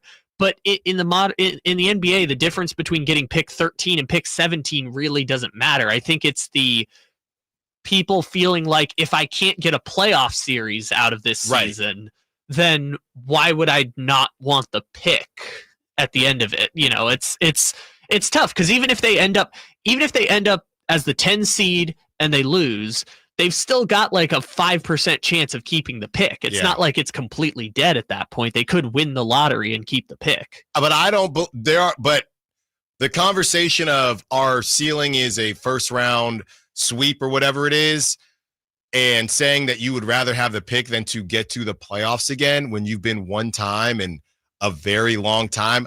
I think that's people protecting themselves. And I'm not saying anyone wants to be in a series and get run out the gym, but I just think people are underselling the hope that they would feel even just getting to a playoff series. Yeah. And I don't want to sound condescending for people who are like, hey, you don't deserve to want to tank for a pick. I'm like, I get it. You're just doing the calculation of like what emotionally would feel better for me is just forgetting it altogether or having your heart broken again because they win the 9-10 game and they lose in the 8-9 game, and then all of a sudden you're in the exact same spot as last year, and you're like, why did I get my hopes up when the exact same thing that happened last year just happened again? Fool me once, shame on you. Fool me twice, shame on me. It's like those pie charts where they'll be all one or two colors, and the pie chart will be all yellow and say yes for 70%. And then the rest of the pie chart will be red, and it'll say yes, but in red for 30%. It's the same thing, just with different characters and a different head coach, but you're ending up in the same spot. Which is kind of funny if they do end up like funny in like like we like to make fun of us because we are losers type of situation. It's like you can bring in a future Hall of Famer, fire the head coach, trade your all NBA player, and still end up in exactly the same spot as last year. Yeah, not worse either. No, also not worse. Exactly the same. Yeah. Exactly the same spot. On the other side, let's get to that Isaac Jones sound as he has earned himself an NBA contract. Down south, Sacktown Sports. On the move? Got somewhere to be? Take Sacramento Kings basketball with you. The Sacktown Sports app will let you stay connected to your passion. Never miss a moment of Sacramento Kings basketball with the Sacktown Sports app. Big savings are back at Folsom Lake Honda, your one-stop Honda shop. New Hondas are piling up, and that means big savings for you. Looking to own or lease? During the spring sales event, drive a brand new Accord or Civic. Visit us today at FolsomLakeHonda.com, your one-stop Honda shop. As a family-owned and operated dealership since 2009, customer service is our number one priority. Our customers love doing business with us, and you will too. Folsom Lake Honda, yeah, your one-stop Honda shop. Get ready, NorCal. The Lodi Beer Fest and State Barbecue Championship is on Saturday, April 26th at the Lodi Grape Festival grounds. There will be something for everyone. Craft beers from over 50 breweries, live music, outrageous food, games, plus taste barbecue from world-class barbecue teams. For tickets and more information, go to grapefestival.com. Must be 21 years of age or older to attend. The Lodi Beer Fest, where great brews meet legendary cues. Saturday, April 26th in Lodi. Twin Peaks is the best in the game. Here, the Scratch Kitchen delivers lunch in the clutch. I mean, where else can you order a 29-degree draft beer and a quickie combo on your lunch break? Only at Twin Peaks, the #1 sports bar. Mike Rowe here with a quick question. Have you noticed cracks in your drywall, chimney, or exterior walls? I hope not, because if you have, they could be indications that you've got a much bigger problem with your foundation. That's where Groundworks comes in. They can honestly assess your situation and create a plan to stabilize your foundation. Schedule your free inspection at groundworks.com/row. And while you're there, check out my latest dirty job. It's a good one. Licensed in all states where work is performed. See website for details. Tom's Watch Bar has the best happy hour in Sacramento, starting with $5 specials all day, every day. Plus select $7 appetizers and $12 entrees. With 360-degree viewing and game day vibes that match being at the game. Tom's Watch Bar is the ultimate game day experience for sports fans. Hi, I'm Justin Gingery. One of the most common questions I receive is what makes us different from other law firms. At Gingery, Hammer & Associates, we handle your case from beginning to end. Whether your case reaches a settlement, whether we need to file suit, or even take it all the way to trial, we will be with you along the entire way. And because we are committed to you and your case, we are as invested as you are in making sure you get the outcome you deserve.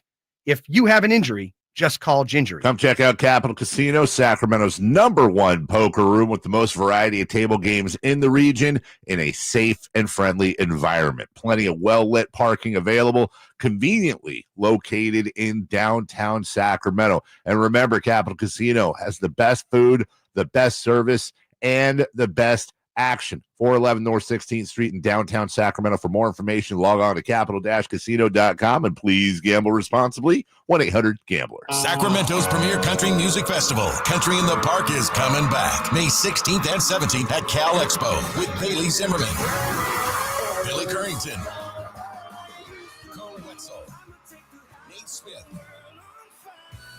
and more. You'll enjoy food trucks, rock walls, and a mechanical bull, line dancing, and more. Single-day GA tickets start at $52 at CITPFest.com. Country in the Park, May 16th and 17th with Paul Mitchell, The School, Sacramento, and Stoney's Rock and Rodeo. Find out more at CITPFest.com.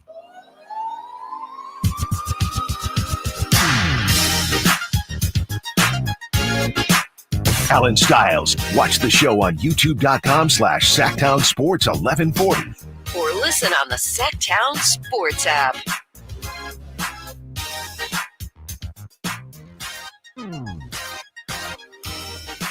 Can't win if you're not in it.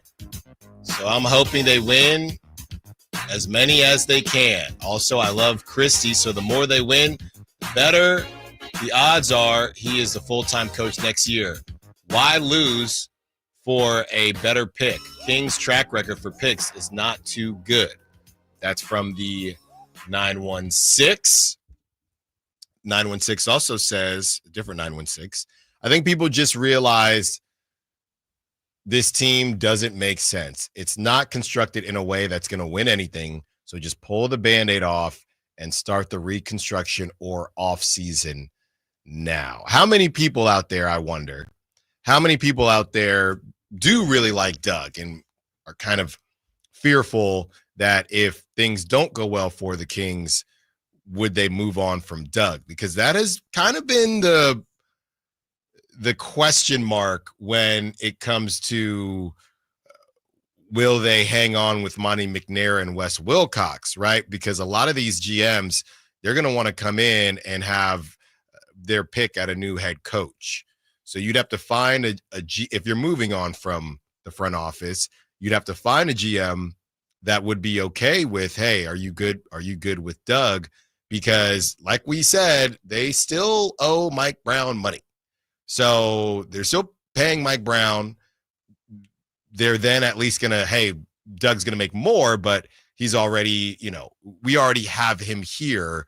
Not going to move on from Doug and bring in another coach. You don't think, right? So then you have to find a GM that would be okay with that.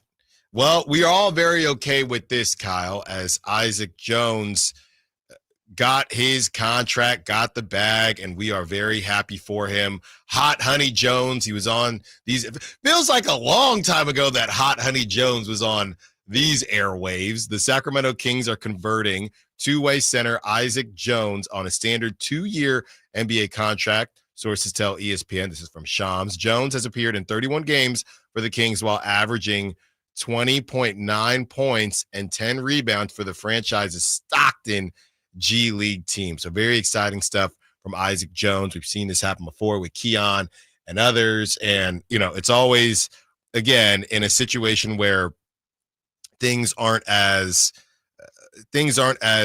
optimistic as you would like. We still have some really good stories in the mix here. So let's hear from Isaac Jones on his dreams coming true. Just how did it feel and get the news that this was going to be happening for you? No, it was a blessing.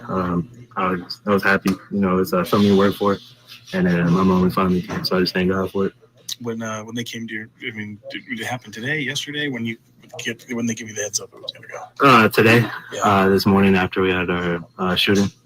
And so I just been in a good mood all day. But tough game. Wish we could have pulled it out. But Plans to celebrate a little bit? I just go home and play some 2K. Keon mentioned, he's like, I know your heart's got to be racing. Was he accurate in that assessment? A little bit. When I first got it, yeah. I was just, it's just hard to believe. But, yeah. What does it mean to you to see just all that hard work pay off, really going back to summer league and training camp and things like that? It just reminds me of how blessed I am and how God continues to work in my life. What did it mean to the family, loved ones, friends around you? What was their reaction? Oh man, they were more excited than I was. They're just happy for me, happy for how far I came. And great stuff from Isaac Jones. Kyle, did you have video on that? There was video, yes. What was he laughing at? It's not clear. He's looking kind of behind the camera, so something's going on back there, but it's unclear what he was laughing at. Okay, well, shout out to Isaac Jones. A great story. Undrafted from Washington State, and he's a JUCO guy. To see him come through the ranks like we have and earn himself a real deal contract in the NBA is just great stuff. He's very fun-loving dude when we had him on the show, so excited for him, and I'm sure somebody was messing around behind the camera or something. A guy whose college basketball career literally started because his friend wanted to go out for the JUCO team, and the coach said, you have to bring someone 6'7" or taller. Yeah.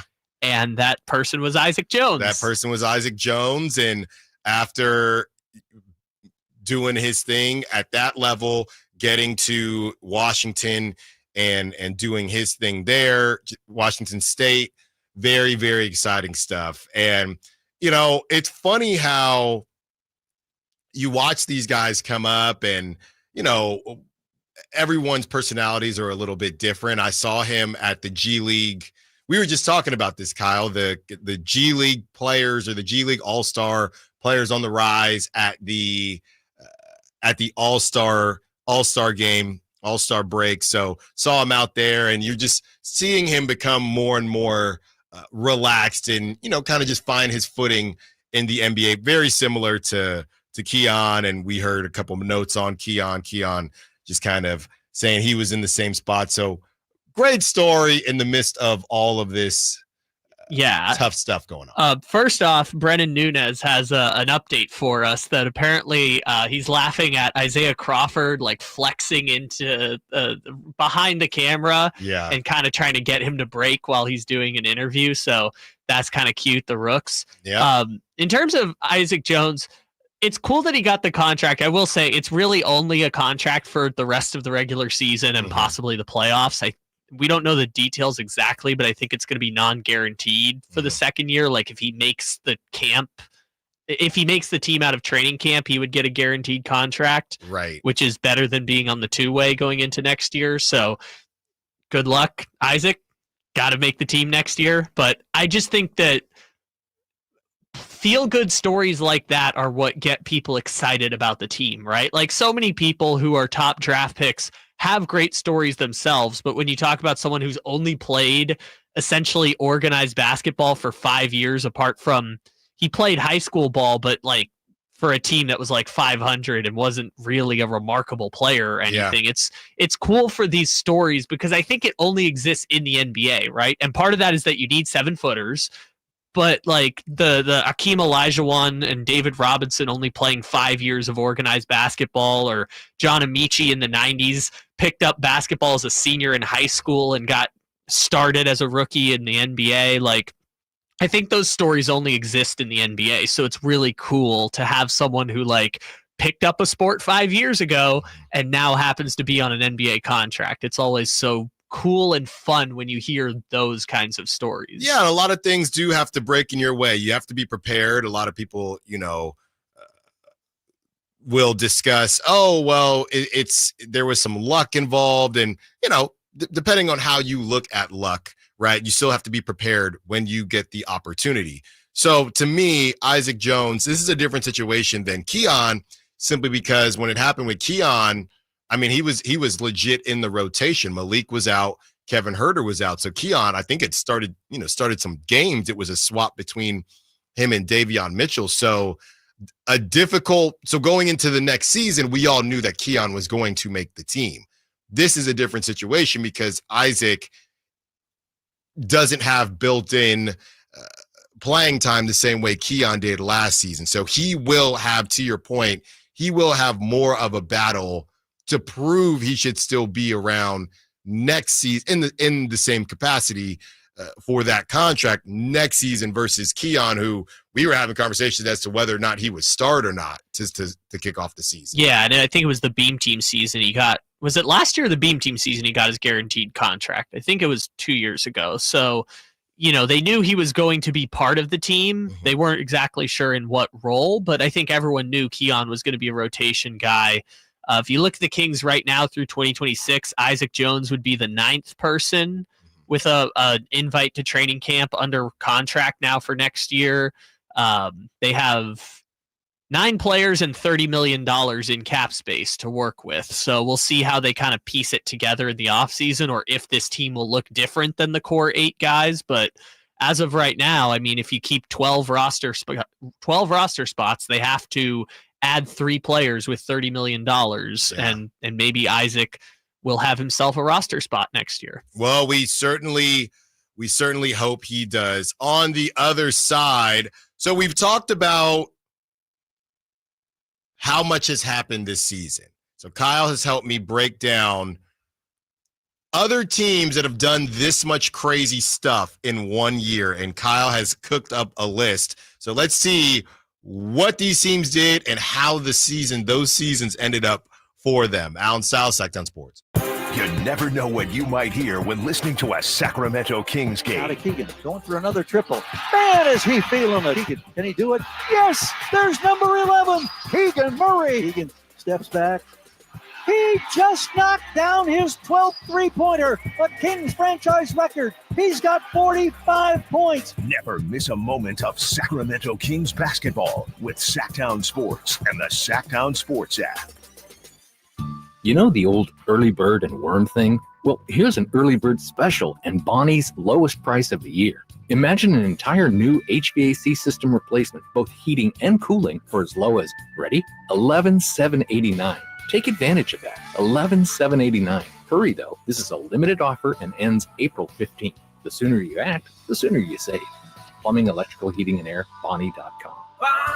Some restrictions apply. License 696-355. Hey, what's up, Sacramento? It's Kyle Draper. Turn up the cleanliness at your restaurant, healthcare, or industrial business with Alsco Uniforms, the official sponsor of the Sacramento Kings Mop Crew. We've got you covered with crisp uniforms, hygienically clean linens, floor mats, and of course, mops delivered weekly. But that's not all. Alsco Uniforms also offers weekly services for first aid and restroom supplies. Discover why it pays to keep clean with Alsco Uniforms. Just go to alsco.com to learn more. Again, that's ALSCO.com. And now a brief history of the garage door. Garage doors could date back to 450 BC when chariots were stored in gatehouses. Here in the States, they became a thing around the start of the 20th century. You could find a float-over door in a catalog way back in 1906. National Garage Door has been around since 1974. They're family-owned and operated, so you can trust them to solve any garage door issues you may have. Squeaky door, malfunctioning door, or a need for a new door, which is what prompted us to give them a call, 916-638-4554. At National Garage Door Services, their number one priority. I've witnessed that commitment in my own home, certainly in our garage. National Garage Door sells quality Rainer-branded garage doors. They are the nation's BSE broken spring experts. So if you have a garage door that looks and sounds like it dates back to 450 BC, National Garage Door can help, whether it's a garage door tune-up, repair, or replacement you need. They'll take care of you at National Garage Door, 916-638-4554. That's 916-638-4554. National Garage Door. Big savings are back at Folsom Lake Honda, your one-stop Honda shop. New Hondas are piling up, and that means big savings for you. Looking to own or lease? During the spring sales event, drive a brand new Accord or Civic. Visit us today at FolsomLakeHonda.com, your one-stop Honda shop. As a family-owned and operated dealership since 2009, customer service is our number one priority. Our customers love doing business with us, and you will too. Folsom Lake Honda, yeah, your one-stop Honda shop. 2025 Rivercats baseball is finally here. Kick off the year with exciting baseball, brand new giveaways, and all the fun of Sutter Health Park. Whether you're with friends or family, don't miss a moment of Rivercats action. Get your tickets for the first games of the season at rivercats.com.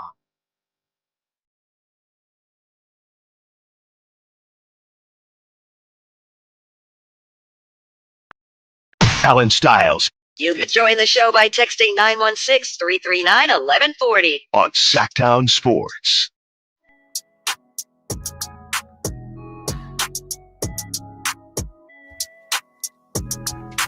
Any other teams out there doing some craziness like the Sacramento Kings, and how has it turned out for them?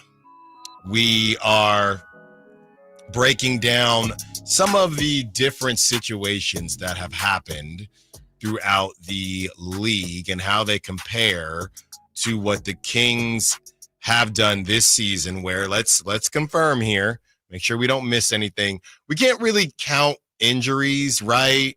Some of these we can, not necessarily for the Kings, but there are other teams that have gone through injuries on this list. Yeah, so I mean, I would say obviously moving on from Coach Mike Brown before he starts the first year of his new deal. Okay, so Mike Brown trading your franchise guy in De'Aaron Fox, or one of your franchise guys. Let's just say an all NBA player.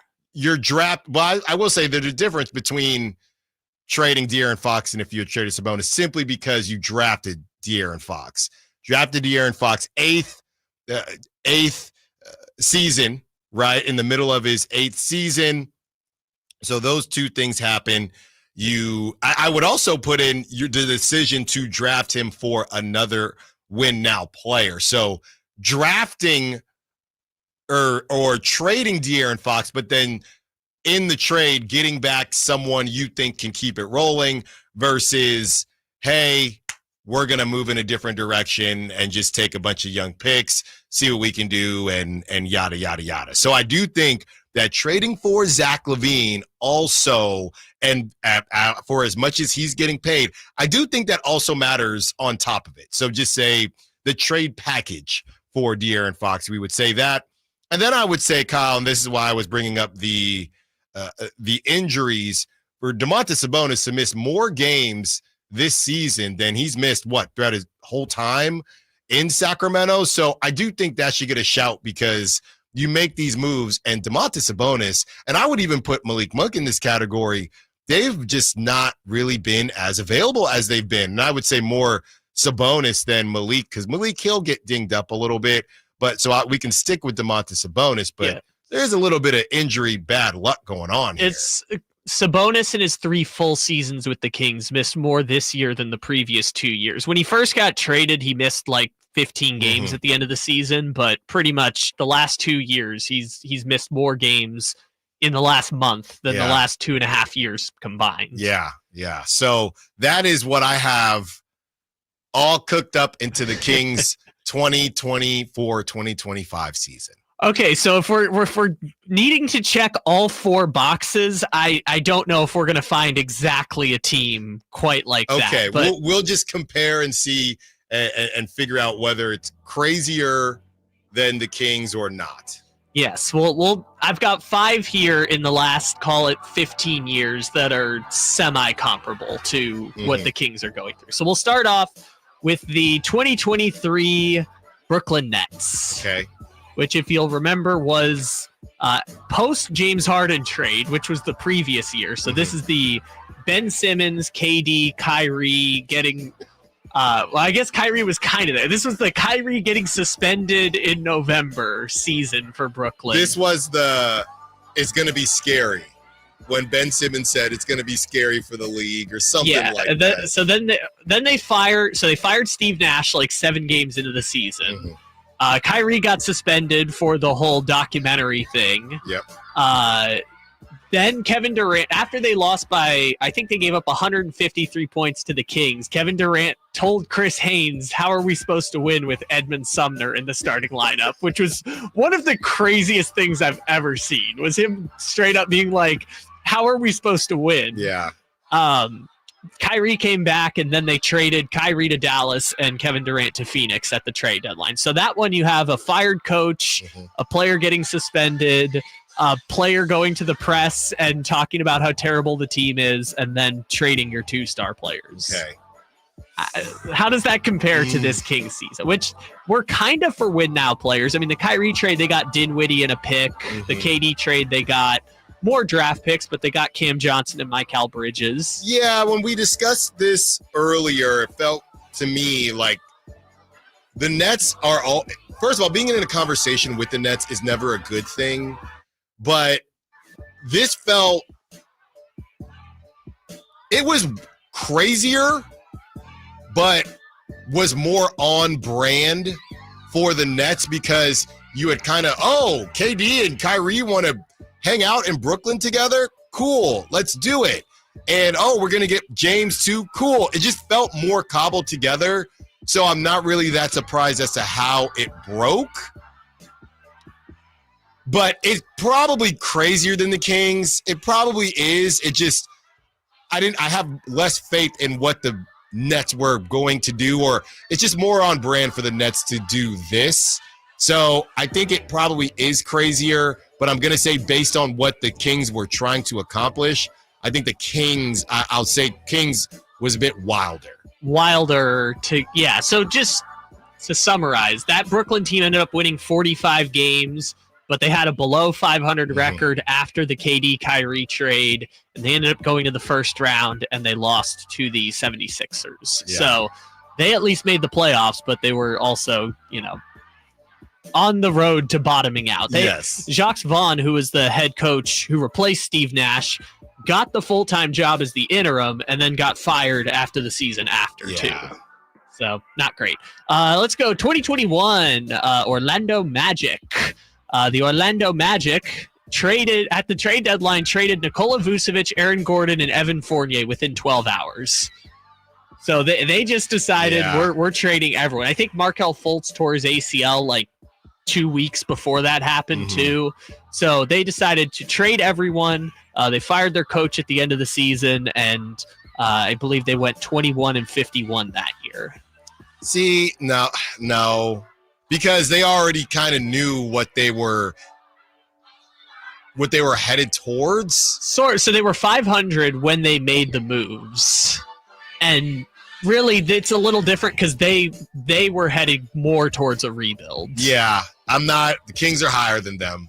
I just give credit for trading literally your 3 best players within 12 hours is crazy. That's a season from I don't know what, but the Kings have more diversity of craziness. Yes. All right. So next one I got here is 2015 Phoenix Suns. 2015 Phoenix Suns traded Goran Dragic, who was an All-NBA player at the time, to Miami. A day later, they traded Isaiah Thomas to the Celtics for Marcus Thornton.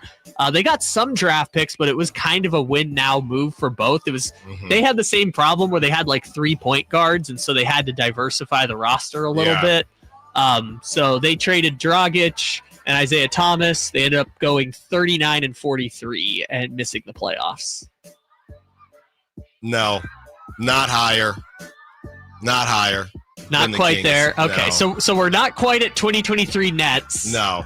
But we're also trading an All-NBA player. Right. But right. Not quite as crazy. I think they fired Jeff Hornacek after the season. They didn't fire the coach mid-season, unlike the Kings. Then no, you're out. All right, 2011 Nuggets trading Carmelo to the Knicks in the middle of the season. They still won 50 games, lost in the first round. I think George Karl made it one more season after that. So this It's again, a good one, but no. Didn't fire the coach, but traded, I would argue, just as important of a player in Carmelo. Yeah, without a doubt. The problem is, there's not enough drama there. Oh, you want drama? I think we've got the winner right here. That would be the 2011 Utah Jazz. I'm sure you're thinking, what drama with Utah Jazz? It's Utah. Well, people may forget that Jerry Sloan, the 36-year-long head coach of the Utah Jazz, resigned in the middle of the season because he was actively fighting with Darren Williams, who was the Jazz star player. The 36-year-long head coach resigned. They then offered the job to his lead assistant, who then immediately resigned. And so then they gave it to the third assistant coach. And then 12 days later, they traded Darren Williams to the Nets for Derek Favors and 2 first-round picks, which at the time, people forget Derek Favors was the number 3 pick in the draft. So I would argue coach actively quitting on the job because he hated his star player so much and then proceeding to trade said star player 12 days later. That's the one, because if he already left, it's just rock with Darren Williams. That's a pretty good one. That's a pretty good one. And again, 139 games, right? The Magic talk about 21 games that Carmelo won, no coach involved, but they won 50, lost in the first round. So majority of these teams, you make at least one of these moves and your season is probably cooked, let alone 2 of these moves. And, for the Kings to just be in the conversation, I know that it's kind of a low bar, but you just don't normally do stuff like this and live to tell the tale. Yeah, or at least you go through a bit of a rebuild, which I guess if you want the hopium of what happened in Utah didn't spend that many years down after that whole controversy. Like, they missed the playoffs that year, but then I think they made the playoffs, I want to say maybe the next season. Yeah, they made the playoffs the next year as a strike-shortened season, but it was 36-30. They got the 8th seed the following season, so they weren't down that bad for that long. Yeah. Derek Favors was obviously there for like a decade, but he was never the franchise cornerstone they hoped. I think they just happened to already have had Gordon Hayward on the team when it happened, and then after trading Darren Williams, it was like, okay, Gordon Hayward, let's go, and he ended up turning into an all-star. Great stuff, Kyle, putting things into perspective for the Kings that are trying to not be on this list, or at least have a better ending than some of the other teams that have made some big changes throughout the season? Well, one change that the Kings made when they moved on from De'Aaron Fox is they had to decide who their number one option would be. Is it DeMar DeRozan? Is it Malik Monk? Is it Zach LaVine? Is it Domantas Sabonis? Or do they not have one? All that, plus we continue to read off your text. Biggest what if this season for the Sacramento Kings. Allen Stiles, Sacktown Sports. On the move? Got somewhere to be? Take Sacramento Kings basketball with you. The Sacktown Sports app will let you stay connected to your passion. Never miss a moment of Sacramento Kings basketball with the Sacktown Sports app. We all hear the radio ads about the IRS. They tell you to be afraid, to be scared, and they try to frighten you into calling. I'm not here to do that. Tax Relief Advocates is different. TRA is here to tell you that if you owe money to the IRS, whether it's $5,000, $50,000, or $500,000, we have a solution. It doesn't matter if you're sitting in your car, at work, or with your kids. No matter where you are, call now. 800-583-5795. Don't lose hope. TRA can eliminate or reduce what you owe to the IRS. Generous programs are now available that can give you a fresh start. Our passion is taxes and helping individuals fix their IRS problems. We have over 1,000 5-star reviews on Google and an A+ with the Better Business Bureau. You don't need to be afraid of the IRS any longer. End your tax nightmare today by visiting us online at TRA.com or call 800-583-5795. That's 800-583-5795. Tax Relief Advocates. Real solutions for real people. It's Carmichael Dave talking to you about my good friends at American Energy. You're in the Sacramento area. You know how the seasons work. They are a-changing right now. So American Energy wants to help you stay warm for the rest of the cold season, but help you stay cool during the warm season. Best way to do that, make sure your system is operating safely. So right now is the time to take advantage of half off a tune-up, $24.50. They cut that right in half, and if you want a diagnostic, guess what? You can't beat free. If it's free, it's me, and now it can be you. And also, it's the end of the season blowout. $4,000 off a new system plus any rebates. That $4,000, that's a direct drop from the sticker price. It's a great deal. Check them out at theaeway.com for an instant quote, or give them a call at 916-520-9990. That's 916-520-9990. Tell them your good buddy Carmichael Dave sent you. Call 916-520-9990 now. At Fisher Investments, we may seem like other money managers, but we're different. What makes you so different than the rest of us? We ensure clients receive unparalleled service at every step of the relationship. Tell me more. Our investment counselors focus on service over sales, prioritizing clients' needs. How do you make money? We don't sell any commission-based products. We have a simple management fee based on the value of our clients' portfolio. So we do better when our clients do better. What about client portfolios? We get to know each client, their finances, family, health, lifestyle, and more, and then we tailor a portfolio based on their specific goals and needs. Your clients really come first then, huh? Yes, we make them a top priority. Our goal is helping them achieve a comfortable retirement. Wow, maybe we are different. At Fisher Investments, we're clearly different. Learn more at FisherInvestments.com. Investing in securities involves the risk of loss. Paying rent can feel like throwing money away. And when you're spending so much, it can be hard to see yourself buying a home. So Rocket Mortgage is helping you put your monthly rent towards home ownership with Rent Rewards. For the first time, save up to $5,000 off the cost of your first home just by paying rent. Only at Rocket Mortgage. Call 800-4ROCKET or visit rocket.com to find out more. Rocket Mortgage, LLC. Licensed in all 50 states. NMLSConsumerAccess.org. Number 3030. Bring spring to your door with Target Circle 360. Get all you need for Easter hosting, spring get-togethers, and more with unlimited same-day delivery through Target Circle 360. From Easter basket goodies to fresh florals, getting everything the same day is easy. Open the Target app and bring the magic of the season to your door with unlimited same-day delivery through Target Circle 360. Visit target.com/circle or the Target app for more details. Subscription required. Same-day delivery is subject to terms. Applies to orders over $35. Spring is in the air, and there's really nothing better than hitting the open road in a new Honda. Whether you're shopping for new or pre-owned, Stockton Honda has the selection and savings. Plus, get top dollar for your trade. And while life's roads are often filled with bumps, buying from Stockton Honda couldn't be smoother. Wherever the road you travel might lead, Stockton Honda is happy to get you there. Come in today or go to StocktonHonda.com. Anytime, anywhere, it's all here. StocktonHonda.com. The Amish have a reputation for craftsmanship, determination, and quality. Hi, this is Frank LaRosa with a word about Naturewood Home Furnishings. You know, those virtues sound quite similar to the Keys family and the day-to-day values on display at Naturewood. The Amish furniture craftsmanship begins with the finest hardwood, shaping and molding the raw materials into one-of-a-kind art. In addition to the classic styles long sought and revered by discriminating furniture lovers, Naturewood Home Furnishings offers a vast selection that includes transitional, modern, farmhouse, arts and crafts, and other stunning styles, all available in the ultimate Amish standard of excellence built over centuries. All Naturewood Amish furniture is on sale right now for a limited time.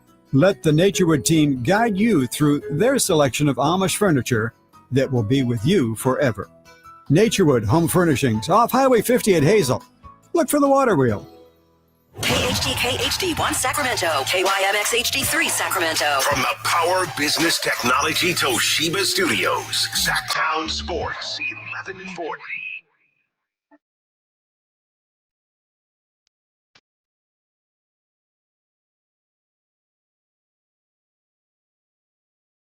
Your home for Kings talk and so much more. Live and vocal. Allen Stiles on Sacktown Sports.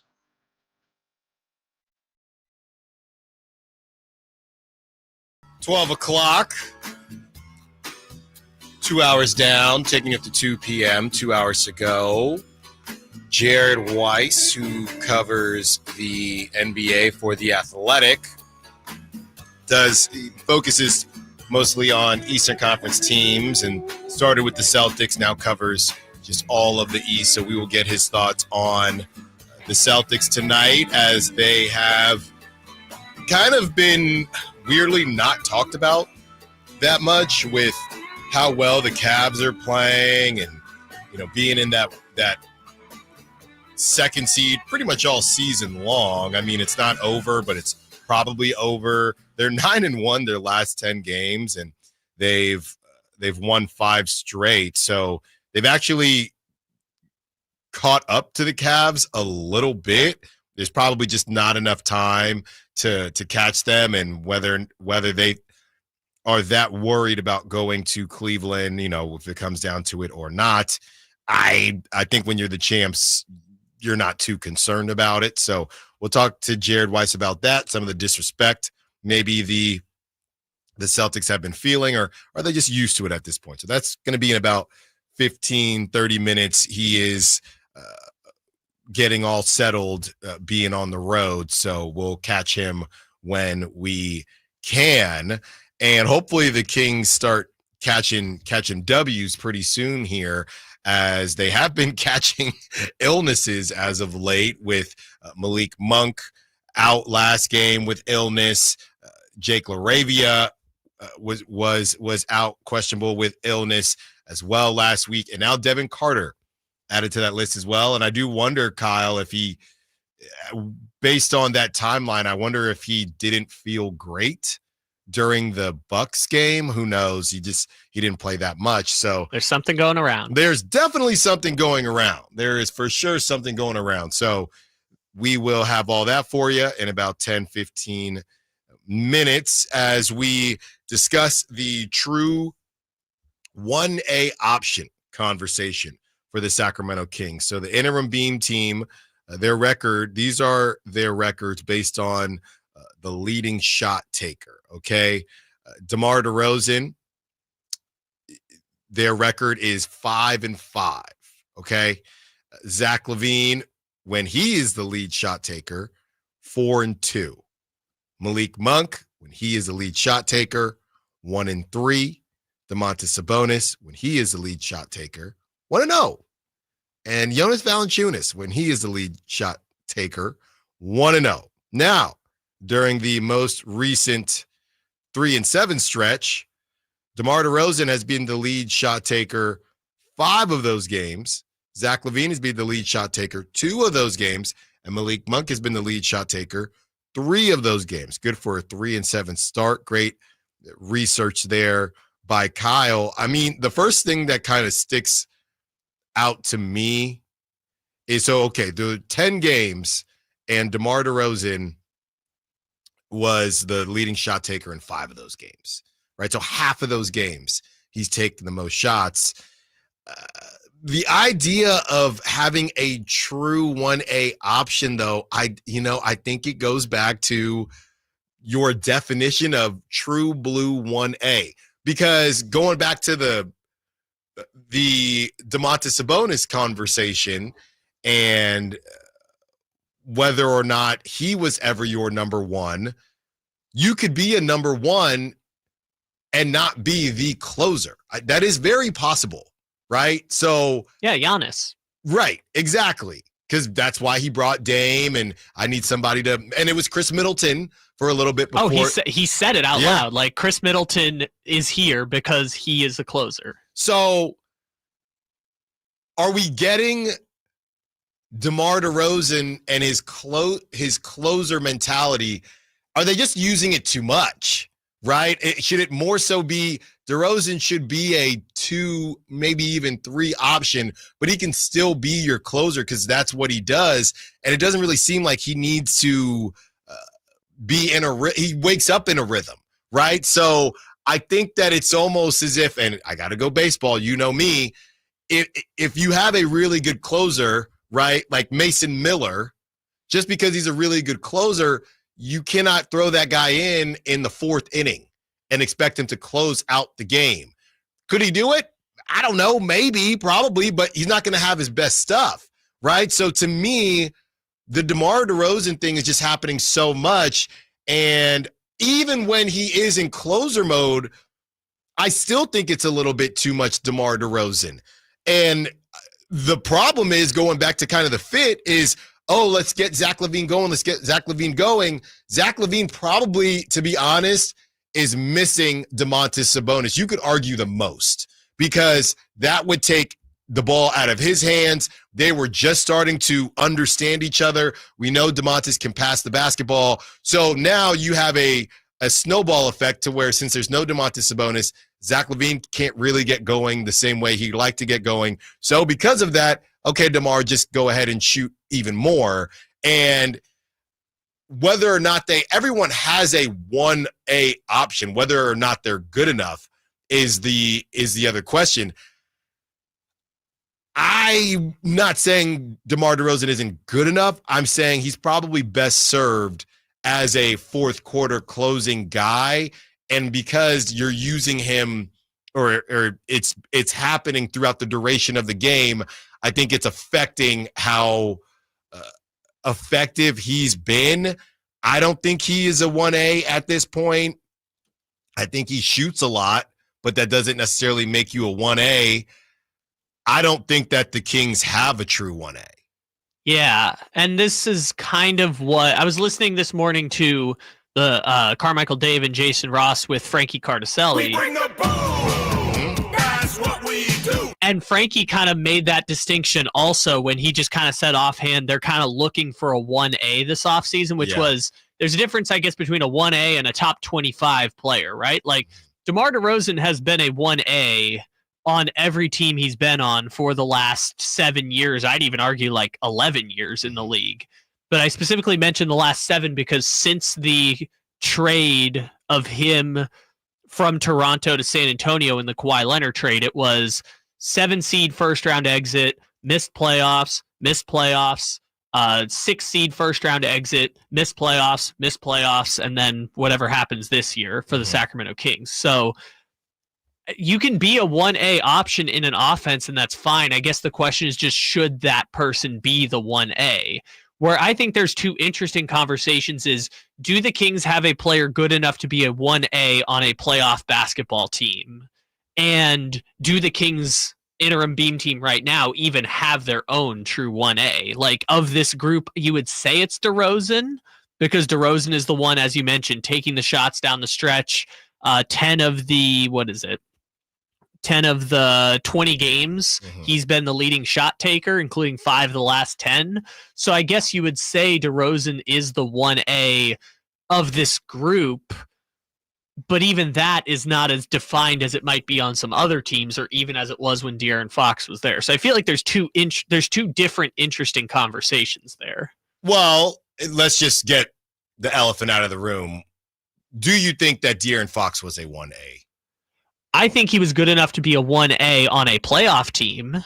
Whether or not he was good enough to be a 1A on a championship contender, I would say probably no. Yeah. No, I don't think so either. But I would say he was good enough to be a 1A on a Western Conference playoff team. And the crazy thing is, not to get too caught up in it, but, De'Aaron, with some of the quotes that came out after he was long gone, essentially said the same thing. Now, he said that they needed a wing. He didn't say, I don't want to be the number one option, but he said I told Keegan Murray, this was him. I told Keegan Murray, most of these championship teams, their best player is a wing.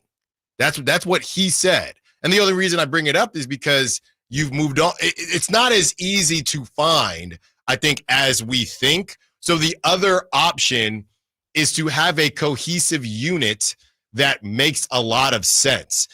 And I'm not saying you can just wake up one day and become the Cavs, but the Cavs, Donovan Mitchell, I still don't know what to do with Donovan Mitchell, and I don't know what to do with Darius Garland. I think Donovan Mitchell is a 1A, but he's not a top 15 player in the league. I would say he is. But it's arguable, yes, right? He's it's not arguable. top 10. Right. It's arguable.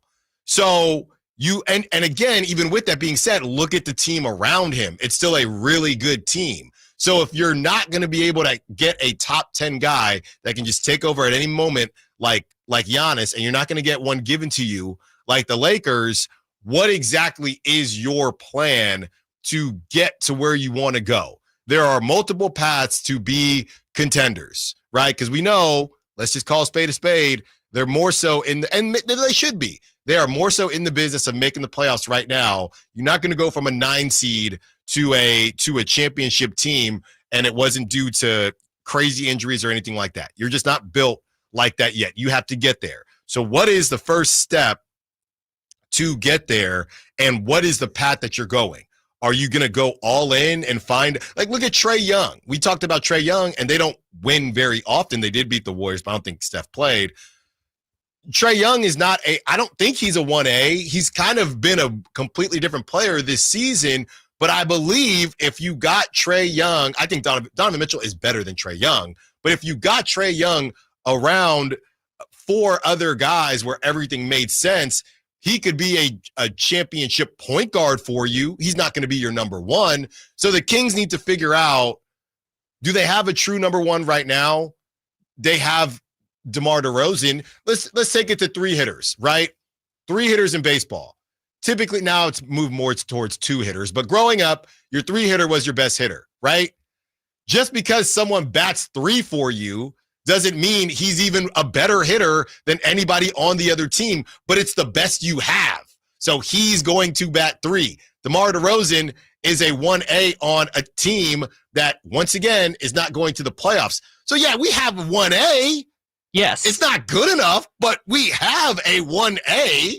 I mean, if you look at the numbers, you could make an argument they really should have Zach LaVine be the 1A. Yeah. But I think this is the interesting conversation of the interim beam team versus the long-term outlook of the team, right? Do I think that they need a better number 1 option in order to compete for the playoffs? Yeah, probably. Or yes. I'm sorry, compete for the championship. Yes. Yeah. Do I think that a team with, let's call a spade, 2 number 2s and a number 3 in DeRozan, LaVine, and Monk, do I think that team with Sabonis as the point center can make the playoffs? Definitely. Absolutely. If you gave this group a full season, I think they could be the 6 seed or the 5 seed in the Western Conference, best case scenario. But if you're talking about who is the number 1s on championship, I mean, there were years where we were debating whether Damian Lillard was a number 1 on a championship team, and he's one of the 75 greatest players of all time. So I think the group is small, but I think the group is larger than it used to be. The Kings are just in the unique position of their best player is not a 1A. I would say much of the time Sabonis is probably their number 3 scoring option in each iteration of the team they've had. I just think it's interesting how that will all fit together if and when Sabonis gets a chance to play with this group for a full season, which again, we don't know if they're going to. I would argue the best path is to get a number 1 better than DeMar DeRozan this offseason, but that might not happen.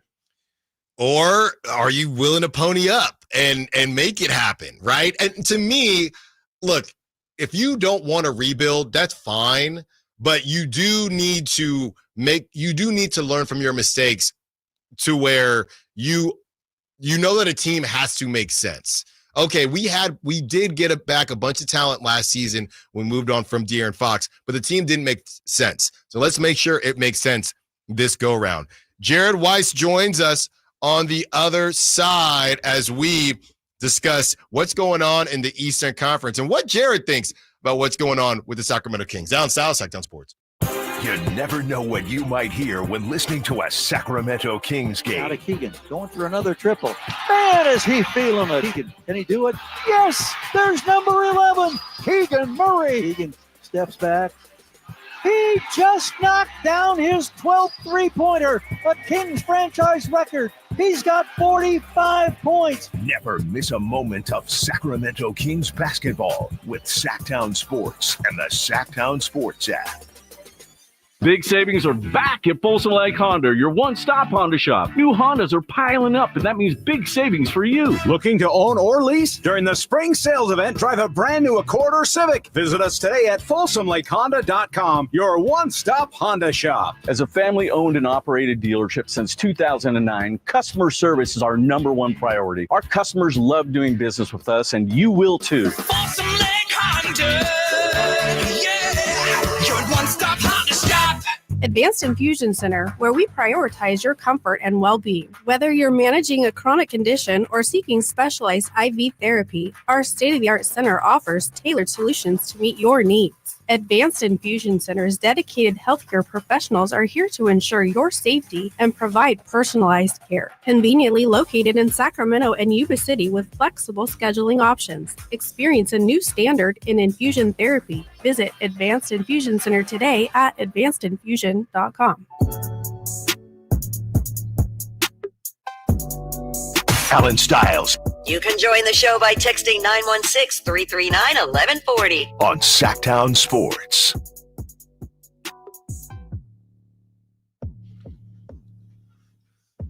It is time.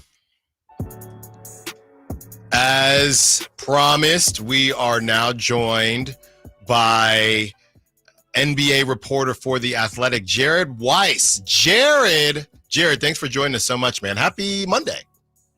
Thank you. It's good to be here with you. Let's start here, Jared. Always a good time when you're able to hop on. And I just wanted your thoughts on what in the world to make of the Eastern Conference this season. Obviously, the Cavs have been rolling a bit, the Celtics in the 2 spot.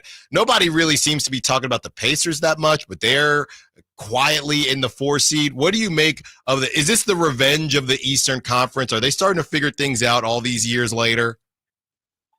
You know, I think there's always been a bit of a misconception about the East.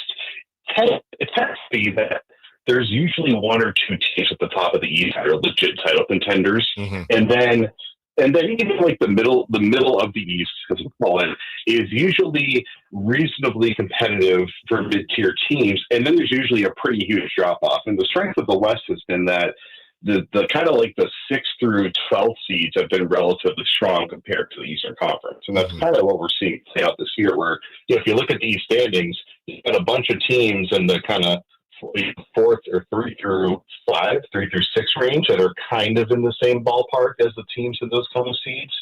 But then you just like have the Celtics and the Cavaliers on a totally different tier. Talking to Jared Weiss, who covers the NBA for The Athletic. Speaking of the Celtics, Jared, I know you know a ton about the boys out there in Boston. Do you think they're kind of over with this losing streak from the Cavs?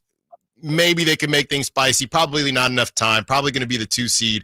But how do you think they've kind of handled the disrespect, if you will? They win the championship last season, and everyone says, oh, well, I mean, it's just a stacked team, and you have the Jason Tatum stuff where people said, oh, he's not an alpha, things like that. Have they kind of come together from kind of this, I guess, not drama, but just the NBA-ness of it all? But listen, man, the drama in this city with this team was so through the roof for so long that This is not drama. This is like stubbing your toe. Like they stubbed their toe once or twice this year. There's no real broken bones happening here. Yeah. They dealt with real conflicts. They dealt with crazy stuff. Coaches getting fired right before the season, massive trades, all that kind of stuff. Battles between the stars to figure out the hierarchy of the team. This team is pretty comfortable at this point. They're not really worrying about that. I think Jason Tatum is a little frustrated that he's not considered the best player in the NBA. But as you looked at the latest outline from Shea, Jokic, Giannis, it's like, there's a little bit of a tier gap between him and the real top guys. But whatever, who cares? They've won a championship. They've got a great team. They're still a great team. They have injury issues, and I think that's really all that they've really been concerned about this year. Is just like Drew Holiday hasn't been healthy. Jaylen Brown is dealing with a little bit of injury stuff. Porzingis finally got healthy, then got really sick. So they just are hoping to keep everything together and do what they know how to do. And if they can do that, then they have a legit shot at the title. Real quick, Jared, just wanted to dive deeper on this with Porzingis, because there are a couple guys just around the league where you just never really know when they're playing or not. Would you say it's crazy to just assume that the Celtics kind of knew what they were getting with Porzingis, with a bit of his injury history and the past with that? Do you think that the Celtics, when they made the move for Porzingis, were they deep down just thinking, just be ready for the playoffs? That's all we're really asking. Just be ready for the playoffs, because they really are just that much more of a cheat code with him on the floor. Yeah, they paced him very slowly in his first season. Like, he only played, what did he play? Like a little, was it around 65 or something like that? I'm trying to remember. But he missed like 20-ish, so it must have been less. He missed like 20-ish or so games. A lot of them were due to rest. A lot of them were due to little injuries that he picked up, and they would sit him out. I think with KP, I think their assessment, I'm just joking here, but they were like, they see him walk in the room and he's off by 1 or 2 micrometers. They're like, yeah, you got to rest tonight. You have a right ankle impingement, bone bruise, edema, blah, blah, blah. Right. And so, they knew that they were going to have to bubble wrap him through the season. And their aim was that his overall load at that point, when it's the playoffs, would be low enough that they wouldn't be worried about ramping up his activity level, his intensity, the fact that he wasn't going to get as many nights off in a row, or sometimes he would just get like 4 nights off in a row so he could get a little bit of rest in the middle of a stretch. And unfortunately, it just didn't work. And he had a weird compensation injury that turned into a tear, and he managed to come back early from it, but then he pushed too fast, obviously, and he had to have big surgery. And that's their big thing, is they're just hoping that doesn't happen again this year, because the road is a lot tougher this year. Yeah. And especially with Cleveland, they're facing a team with 2 guys that live above the rim, and also Donovan Mitchell also lives above the rim. Like, they cannot beat that team without Porzingis. I just can't imagine they could do that. Well, it's funny, Jared, you led me exactly where I was going to go with that. I know you've seen the memes and the comparisons, people comparing the Cavs to the Atlanta Hawks team from a couple years back. Do you think that the Cavs are being maybe a little disrespected because they haven't done it yet? And what does that say, just the team in general, about their roster construction in a world where it's you got to draft their number 1 and then you have to get the other star? What does it say about their roster construction? And do you think they could really win this thing? I'm a pretty big believer in Cleveland. I think there's a lot of similarities to the kind of composition and ideology of those Atlanta Hawks teams. I think the big difference is that, one, I think Donovan Mitchell is a tier of scorer on a different level than Joe Johnson or Paul Millsap. Right. I do think he's someone who's capable of dominating a playoff series. And we saw last year, I thought he was on his way to really making his mark on that series against Boston and making it a real tight one until he got hurt. I've always been pretty high on Mitchell, and I think he's like really putting it together this year. And it's funny that I think a lot of people who look at the numbers presume he's having a down year. He's actually having the best year of his career, I would say. It's just that his role has changed a little bit. But you go into that Cleveland locker room and you ask everybody who's the most important player on this team. And like, I think even Darius Garland told me it was Donovan Mitchell. Like, they all look to Mitchell. And that the way that they operate, it's just so difficult to game plan for. They operate on such a tight string. They have so many guys shooting the ball well. And that's kind of what it comes down to. It's like, can you have knockdown shooting across the board on your roster so that when you go to your second units, you can still get by, even if you don't have your offensive creators, because you have so many people hitting big shots. And they're built for that. They're really built for all of it. Talking to Jared Weiss, who covers the NBA for The Athletic. Jared, before we get you out of here, I got to ask, I know you're doing your thing covering the NBA and mostly the Eastern Conference and Boston, but I got to ask, what are your outside thoughts on what you've seen going on with Sacramento? We were just going through other teams that have done similar things. The 2023 Nets, where they fired Steve Nash and traded KD and all of that, but what do you think about the Kings, and have you ever seen anything like this? You fire a coach before his new contract even starts. You trade your franchise guy, but you're trying to do kind of a retool, not a rebuild. But what do you think about what you're seeing out here? I mean, one of the tricky parts is that you need Domas Sabonis on board for this to actually work. And who knows what's going to happen there this offseason? There's been so many rumblings about that. Right. And they're going to have to do a coaching search, even if they end up landing on Christie. Like, they need to do a pretty comprehensive coaching search. They, the way that they've always operated, it's always been kind of like creating deliberate internal conflict within the kind of decision-making structure. And it leads to them seemingly kind of slightly pivoting on where they're going every few years. And I think that's probably just inherent to the star quality, right? It's like, in Fox and Sabonis, they have two really great players, but probably haven't quite eclipsed that like true superstar tier, or like and maybe we just look at it that way because of the results. And maybe if this team got a couple rounds deep, we would look at it differently. Right. And I liked the trade from the perspective of like, you needed to move on from Fox. It seemed like that was going to be inevitable. And Levine this year was having probably as good of a season as Fox was having when he was in Chicago. So it's like, it wasn't like you had a major talent downgrade. This team, it's like they continue to be on a path to being pretty good, but how did they get over that hump? And most teams in the NBA are just like, either we're a team that wants to get some playoff gate revenue, or we're a team that wants to keep starting over until we can find a true path towards the top. And right now, I don't know what the feeling is in Sacramento, but I don't think anybody quite sees it that way. And you look at what's happening now, where it's like they're not only are they fighting for positioning, like they're fighting to stay in the play-in right now, especially with Anthony Davis coming back. Jared Weiss, that was great stuff, Jared, especially those notes on the Kings. Thank you so much for joining us, and we will definitely talk to you soon. So are you out here? Are you in Sacramento, Jared? No, just got to New York, actually. It was pouring on me, so I wish I was in Sacramento now. All right. Well, enjoy your time out there, and thanks for hopping on, and we will talk to you soon. Thanks, guys. Enjoy the Peyton Pritchard show. That was Jared Weiss, who covers the NBA for The Athletic. Great stuff. We're way over time, but Jared was definitely worth it. Let's talk about what Jared said when we return. Two types of teams in the NBA. Which team is the Sacramento Kings? Allen Stiles, Sacktown Sports. On the move? Got somewhere to be? Take Sacramento Kings basketball with you. The Sacktown Sports app will let you stay connected to your passion. Never miss a moment of Sacramento Kings basketball with the Sacktown Sports app.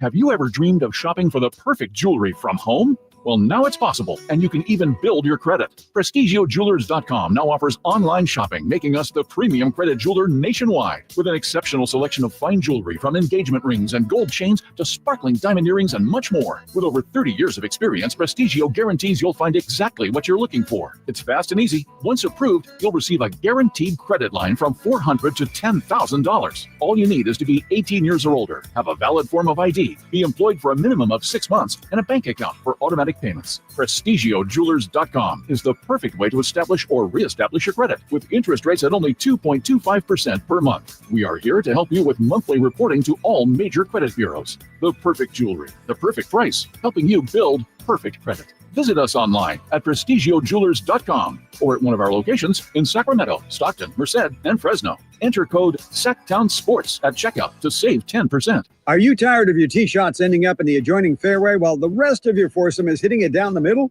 Well, experts will tell you that being properly fitted for golf clubs will help you strike your drive center cut. The Hagen Oaks Player Performance Studio and its team of trained PGA professionals are ready to help you get rid of your banana balls and duck hooks. Hagen Oaks Indoor-Outdoor Player Performance Studio fittings are available 7 days a week. Make yours today by calling 916-808-2531. That's 808-2531.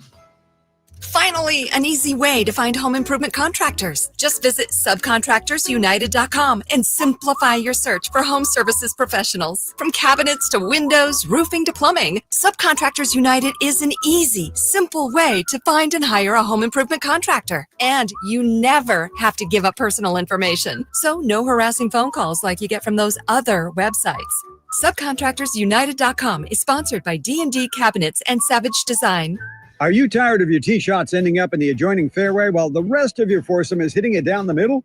Well, experts will tell you that being properly fitted for golf clubs will help you strike your drive center cut. The Hagen Oaks Player Performance Studio and its team of trained PGA professionals are ready to help you get rid of your banana balls and duck hooks. Hagen Oaks Indoor-Outdoor Player Performance Studio fittings are available 7 days a week. Make yours today by calling 916-808-2531. That's 808-2531. Sacramento's premier country music festival, Country in the Park, is coming back May 16th and 17th at Cal Expo with Bailey Zimmerman, Billy Currington, Cole Wetzel, Nate Smith,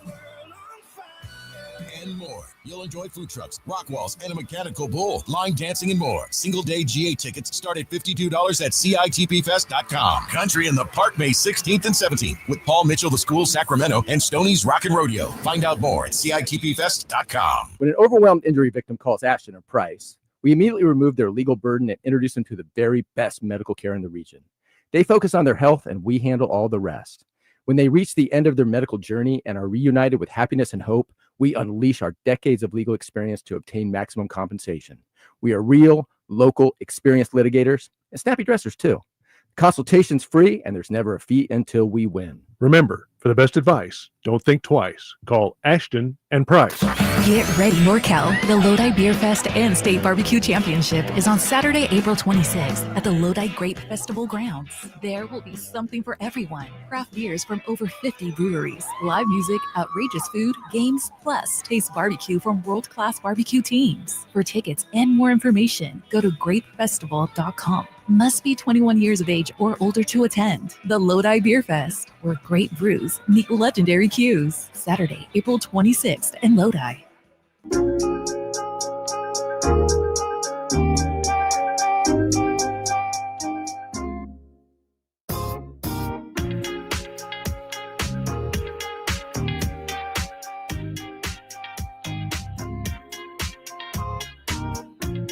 Allen Stiles. Watch the show on youtube.com/Sacktown Sports 1140. Or listen on the Sacktown Sports app.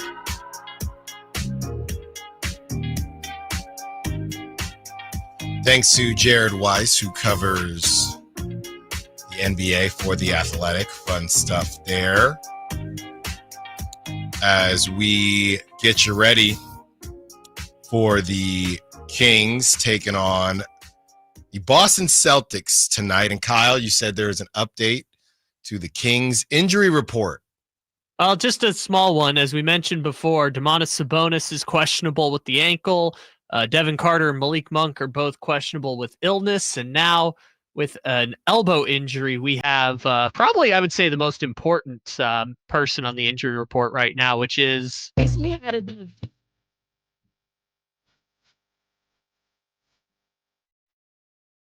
that would be Doug McDermott is now questionable for the Sacramento Kings tonight. Can we go back to not the game where they lost with the Nuggets at the end, but that game, and we talked to Doug right after that, right? It was a day or two after that, yep, where Doug made, 6 threes? Yeah, like all in the fourth quarter. And it must have been against a bad team. Which game was that? Yeah, it was all in the fourth quarter, and it was garbage time. But I'm thinking could have been the Spurs or someone like that. Well, let's see. I got to look it up right now. But because I just want to go back. Because he's had two, right? He had the one where he brought them back in the Nuggets. Right. I'm talking about the one where we talked to him the next day.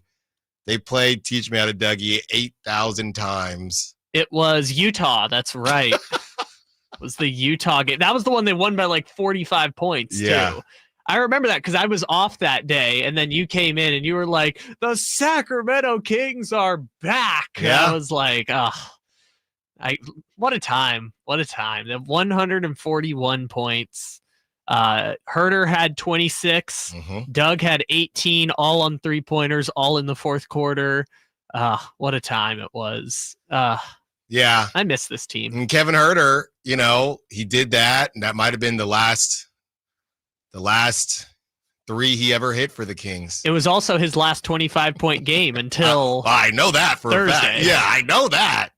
I know that for a fact. It was just Kevin Herter always cooked the Jazz. I don't know what it was just because they're not good, Kyle. But they play other bad teams. It was just I think 3 of but they're really bad. I think 3 of Kevin Herter's 5 highest scoring games with the Kings were against the Jazz.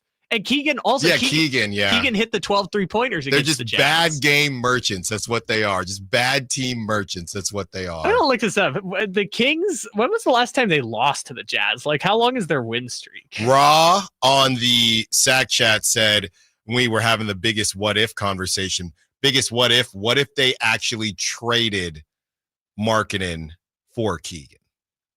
What if they did that deal? Well, they wouldn't have Zach LaVine right now. I'll tell you that. I mean, Markkanen's contract, I'm telling you guys right now, the Kings absolutely dodged a bullet with that one. That Markkanen contract is going to be one of the worst in the NBA going forward. They gave him a 5-year max that hasn't even kicked in, and he's averaging less than 20 points a game this year. We have to see when they start trying. By the way, the Kings have won 10 of 11 and 8 straight against the Utah Jazz. Hey, just wait for when it actually matters. That's when the Kings will drop it. And before that, they had a 9-game losing streak. What a run it's been since the pandemic. They lost 9 in a row to the Jazz and then have won 8 in a row against the Jazz and have won 10 out of 11. What a crazy. So since the pandemic, they are 10-10 against the Utah Jazz with a 9-game losing streak and an 8-game winning streak. Well, and then obviously going back to Donovan Mitchell, right? That was when the Jazz were kind of rolling there. So makes a little bit more sense. I wanted to get to what Jared Weiss had to say. And Kyle, we both looked at each other when he said it. And Jared Weiss, who covers the NBA for The Athletic. And Jared basically says there's 2 types of, I'll probably get that audio played again tomorrow, but there's 2 types of teams in the NBA. First team, a team that is simply trying to get playoff revenue. And the other is a team that will just keep restarting until they get it right. And we think that the Kings think that they're the first team, right? Or the first type of team, but they're not making the playoffs. So that's the problem with when I joke about the grindhouse Grizzlies and teams like that, or the Minnesota Vikings, right? These teams that are the Steelers, right? And the Steelers, I know they won't always make the playoffs, but hey, we're contending. And in reality, nobody is afraid of you. It was the Blazers when Dame was there, but that's okay because it's the Blazers. It's okay. They had a player who's going to get a statue. Right. It is okay to be that team. The problem is you are not actually that team because you're not in the playoffs enough. But that's what he wants to be, because clearly they don't want to keep starting over, but they're not doing that. So what are they? What are they when you're just not good enough to get the playoff revenue, but you're refusing to restart? That's the Sacramento Kings. That is the Raiders. But I will say that's what the Kings and Knicks were for years. It was the joke that they wanted to always be just in the running and to get the playoff revenue. And if we have a run, great. But they weren't good enough to get there, right? That was the whole Carmelo Knicks thing, or signing Amari Stoudemire to a max and his knee. He had one good season and then his knees exploded. That's kind of what those teams were for a decade. And so what's funny about Sacramento, and this is going to kind of suck to say, but I don't think they fit into either category. I don't think they fit in you're trying to just get to the playoffs and continue to retool. Yeah. They definitely aren't the first one. They definitely don't do resets like that. No, but they think that they want to be the playoff team that I don't have to maybe make too many crazy moves and we can go on a run from this 5 or 6 seed. That's it. Which I will say, in Vivek's defense, when he first took over the team, they did do that once. Mm-hmm. When they traded Boogie Cousins, they didn't bottom all the way out, but they got the 5th pick in the draft and the 2nd pick in the draft in consecutive seasons. Mm-hmm. So I would argue they did do the reset thing when they traded Boogie Cousins. I just don't know exactly how much grace you give for them doing that 8 years ago versus all the different iterations of the team since, where it's like, we're going to sign a bunch of free agents in 2019 that are none of them are going to be good. And then we're going to draft Tyrese Halliburton, and then we're going to trade Tyrese Halliburton, and then we're going to put together the Beam team, and then we're going to get DeMar DeRozan, and now we're going to pivot from Fox to Zach LaVine. Like, I don't know how much credit you give for doing it one time 9 years ago and saying, look, this is evidence that we are trying to reset it to try and compete if it's not good enough. Yeah, but maybe this was, if you look at what has happened since, right? They tried to build. They get De'Aaron, Keegan, they make the move to get Sabonis. So to be honest, and this is kind of what Jared had mentioned about the Kings, they just got to a point where they didn't think that 3 years or whatever, anything was going to happen differently. So let's go in a different direction. And within some of that also lies, well, all the drama we already know with, hey, can you get another wing or whatever the case is. So in their mind, I think they gave it the old college try, but when in reality, you didn't, because and it all goes back, and this is what a lot of people will continue to tell me, immediately after Beam team season, that is when you should have, whatever all in looked like, you could not, you running it back was your decision that this thing is just going to stop, because teams don't do that. And you definitely can't do it in the West, right? So that was I think maybe the biggest issue. And that was when they did not invest enough on the fact that they got to the playoffs to say, hey, we want to continue doing this. They thought, oh, we have enough because we are just the 3 seed. And this Western Conference is not an easy thing to just roll back into, because you still have to account for injury, which is what got them at the end of last season.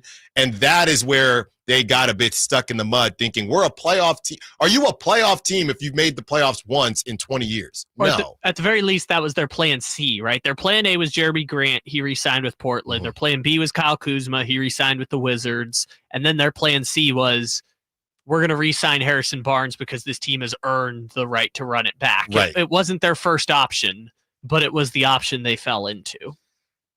And we got to get to a break. Then they end up with DeMar DeRozan. On the other side, let's do a recap and a catch-up on a little bit of March Madness. Is your bracket still alive? Mine is, barely. Allen Stiles, Sacktown Sports. All guests and callers join us from the Folsom Lake Honda hotline. Folsom Lake Honda, your one-stop Honda shop. The Amish have a reputation for craftsmanship, determination, and quality. Hi, this is Frank LaRosa with a word about Naturewood Home Furnishings. You know, those virtues sound quite similar to the Keys family and the day-to-day values on display at Naturewood. The Amish furniture craftsmanship begins with the finest hardwood, shaping and molding the raw materials into one-of-a-kind art. In addition to the classic styles long sought and revered by discriminating furniture lovers, Naturewood Home Furnishings offers a vast selection that includes transitional, modern, farmhouse, arts and crafts, and other stunning styles, all available in the ultimate Amish standard of excellence built over centuries. All Naturewood Amish furniture is on sale right now for a limited time. Let the Naturewood team guide you through their selection of Amish furniture that will be with you forever. Naturewood Home Furnishings, off Highway 50 at Hazel. Look for the water wheel. Seems everything costs more these days. Gas, groceries, and when's the last time you checked your wireless bill? Yikes. When it comes to big wireless, if you're staying, you may be overpaying. Here's how to get the same fast, reliable nationwide coverage without the big wireless bill. Switch to Consumer Cellular. Plans start at just $20 a month, and that's not a short-term promo. Our U.S.-based experts will get you switched and saving in about 20 minutes. Call 1-888-FREEDOM or visit consumercellular.com and start saving today. Plans include $5 credit for auto pay and e-billing.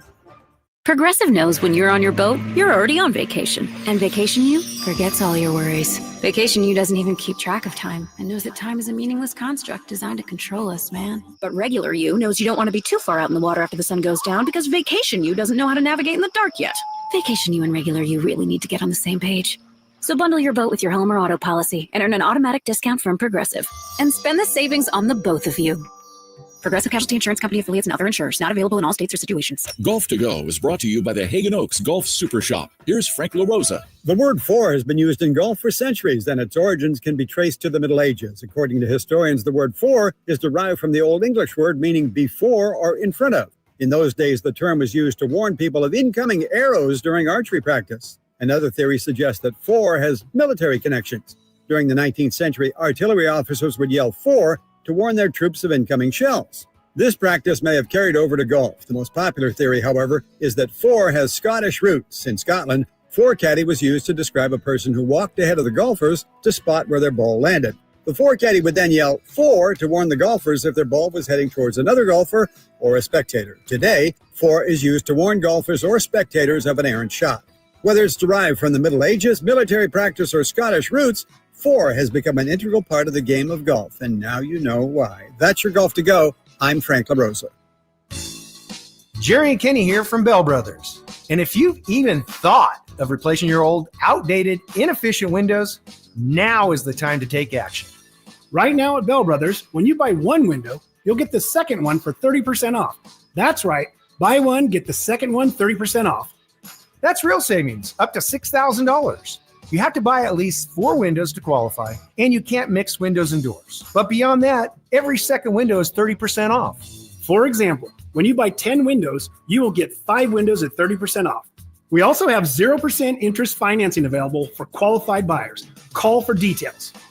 To take advantage of our buy one, get one 30% off sale, call Bell Brothers now at 916-444-1234 or find us online at thenosurpriseguys.com.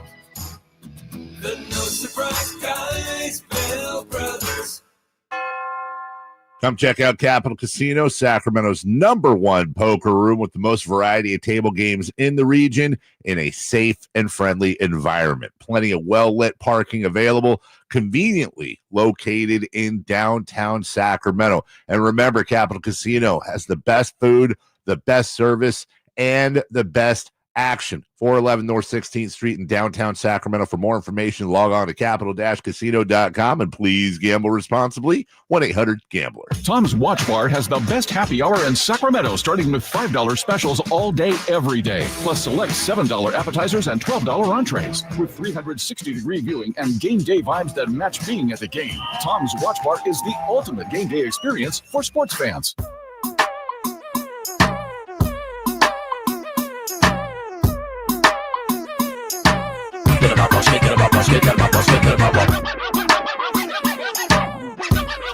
You're home for Kings Talk and so much more. Live and local. Allen Stiles on Sacktown Sports.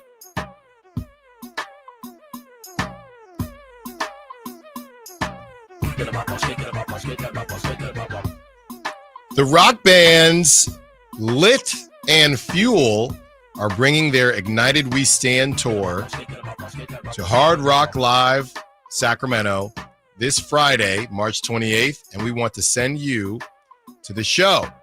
At 1 o'clock, we will pick that lucky number. At 1 o'clock, we will pick that lucky number. So if you are listening on the app, I want to switch on over pretty soon here. If you want your chance to see the rock bands Lit and Fuel. Sorry, what was the name of the first one again? Lit. I think it'll sound a little different than that, but yeah. 916-339-1140. So let's get to these calls before the phone lines fill on up. Let's start with Doug, and then we got pool guy Mark. What's up, Doug? What you got for us? Sir, how are you today? I'm good. How are you doing? Doing pretty good. Hey, with the wonderment of Sabonis trying to find out what the Kings are going to do, what direction that they're going to go in so that we don't lose him too. My dilemma is at having DeRozan, Monk, and Levine and trying to get all those guys happy with a single ball, and I just don't see how it's going to work. I see that I really like what Keon's doing and stuff, but you've got to be able to take one of those trade pieces and get us a superb point guard, because you have a replacement, which you cannot do directly with De'Aaron Fox, but you might be able to get something as good. Yeah, thanks for the call, Doug. And, that kind of goes to the larger conversation of the fits just don't make sense. And having Sabonis there, obviously we know he loves Doug Christie. But, yeah, the one thing we do know is that Malik Monk, DeMar DeRozan, and Zach LaVine cannot all be in the starting lineup next season. I'm not going to say they can't be on the same team, but they cannot all be starting next season, and they probably shouldn't play together, all three of them, that much. Does that mean someone gets moved? Does that mean someone gets moved to the bench? I don't know. But to your point, Doug, it doesn't look like it makes, like I said, I keep calling it wonky, right? Or clunky. It doesn't look like it makes sense because it doesn't make sense. And if you're Domantas Sabonis, you're sitting here thinking, look, I have a specific skill set as well, and I don't think that my skill set is being utilized either. 916-339-1140. Let's get to Pool Guy Mark. Wants to be a part of the convo. What's up, Pool Guy Mark? What you got for us? Hey, how's it going? Hey. Well, I think that guest hit on some really important topics. They kind of called out the Kings, or in my estimation of, what they're going for. Mm-hmm. I guess what I'm concerned with is with, Fox. I think he's a pretty smart guy. I mean, if you're playing at that level of competitive sports, I mean, I'm competitive like in pickleball. Could you imagine being with an organization where you kind of feel like, well, we're really not going for a title? I mean, I don't kind of blame him for kind of wanting to go somewhere else. And now it sounds like, any worthwhile star in our team is probably going to feel the same way. And that's just a really tough pill to swallow. I mean, it just kind of like takes the hope away. Like, wow, our best players are kind of giving us the feedback. Like, I don't know if this is the organization that's going to go for a title. So doing, is this a participation sport or what? Yeah, I think it's a great call, Pool Guy Mark. And if you're just now joining us, Jared Weiss, who covers the NBA for The Athletic, said that there are pretty much two types of teams and two types of organizations in the NBA. A team that is simply trying to get playoff revenue, and a team that will just keep hitting the restart button until they get it right. I also think it matters which conference you're in, right? I mean, if you're in the Eastern Conference and you are the Atlanta Hawks, you have a longer leash, I'd say. The Hawks are the 7 seed in the East at 35 and 36. So do they have to blow it up? I mean, what I'm saying is the Kings can't even fake it very well, right? It's getting to the point now where fans are starting to see through what the ideas have been simply because you're not even getting there. If you were getting there, and especially being in Sacramento, right?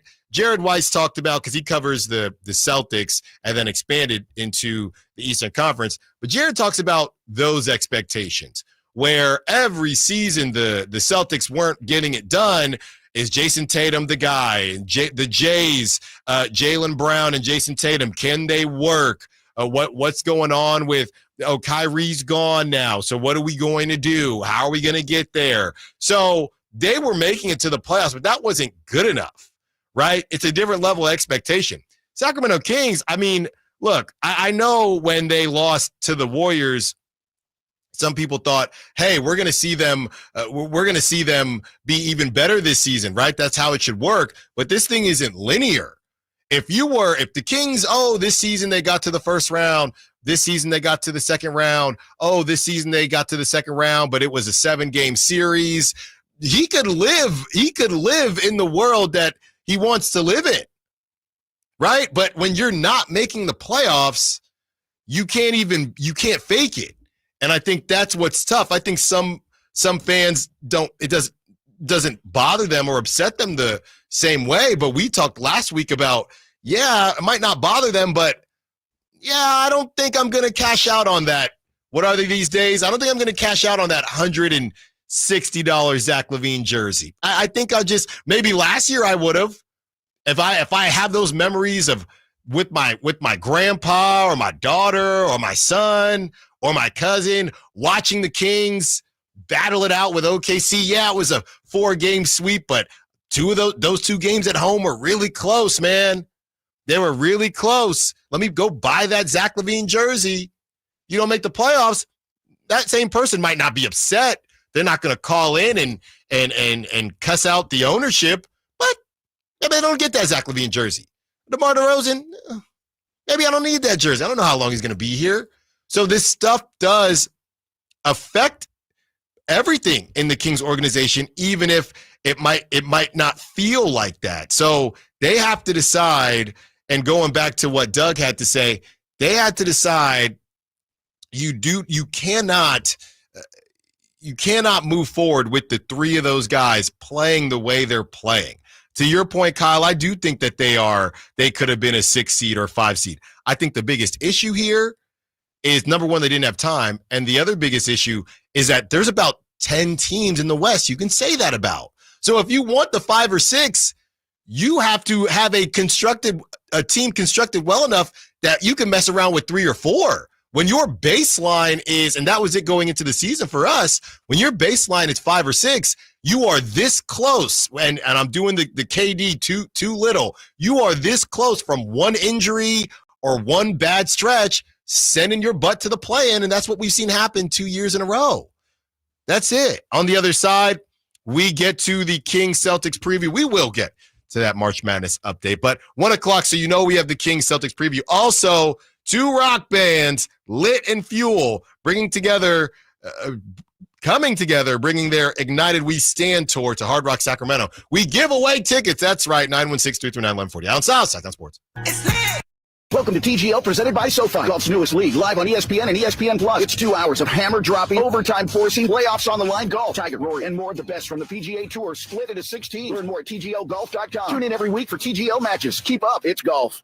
All power, zero compromise. Ego cordless outdoor power equipment features advanced lithium battery technology that exceeds the power and performance of gas without the noise, fuss, or fumes. From blowers and trimmers to mowers and pressure washers, one battery powers over 90 tools. No wonder it is the #1 rated brand in cordless outdoor power. Power beyond belief. Visit egopowerplus.com to learn more or to find an Ego retailer near you. That's egopowerplus.com. It's time for basketball, and right now, Uber Eats has deals on McDonald's, Popeyes, Pizza Hut, Wendy's, and hundreds more local favorites, so you can keep your eyes on the ball and your hands on a hamburger. Get game day deals now, only on Uber Eats. Product availability varies by region. See app for details. Spring is in the air, and there's really nothing better than hitting the open road in a new Honda. Whether you're shopping for new or pre-owned, Stockton Honda has the selection and savings, plus get top dollar for your trade. And while life's roads are often filled with bumps, buying from Stockton Honda couldn't be smoother. Wherever the road you travel might lead, Stockton Honda is happy to get you there. Come in today or go to StocktonHonda.com. Anytime, anywhere, it's all here. StocktonHonda.com. Twin Peaks is the best in the game. Here, the ultimate lunch lineup boasts wall-to-wall sports and scenic views. When you're hungry and in a hurry, the Scratch Kitchen delivers lunch in the clutch. I mean, where else can you order a 29-degree draft beer and a quickie combo on your lunch break? Only at Twin Peaks, the #1 sports bar. Twin Peaks Scratch Kitchen scores every time. Dig into hand-smashed burgers, chef-inspired flatbreads, and more at your local lodge. Did you know colon cancer can be detected early or prevented through regular screening? I have detected around Earth is the greatest lie ever. Okay, Roger. My uncle just passed away and I inherited his cockatoo, Roger. He was a member of the Flat Earth Society, so Roger picked up on some of his rhetoric. Anyway, screening, such as a colonoscopy. Screen these! Screen these! Roger that, Roger. Moving on. Colonoscopies can detect early-stage colon or rectal cancer or even polyps, which are abnormal growths that can turn into cancer over time. I'm a Flat Earth walker. Come on, Roger. What did I do to my uncle to deserve you? You don't get to choose what you inherit, just like colon cancer. Unlike Roger here, I believe in science. And science says that if colon cancer runs in your family, you're more likely to develop it yourself. Talk to your doctor about when you should start screening. Find out more at coloncancercoalition.org. A message from the Colon Cancer Coalition.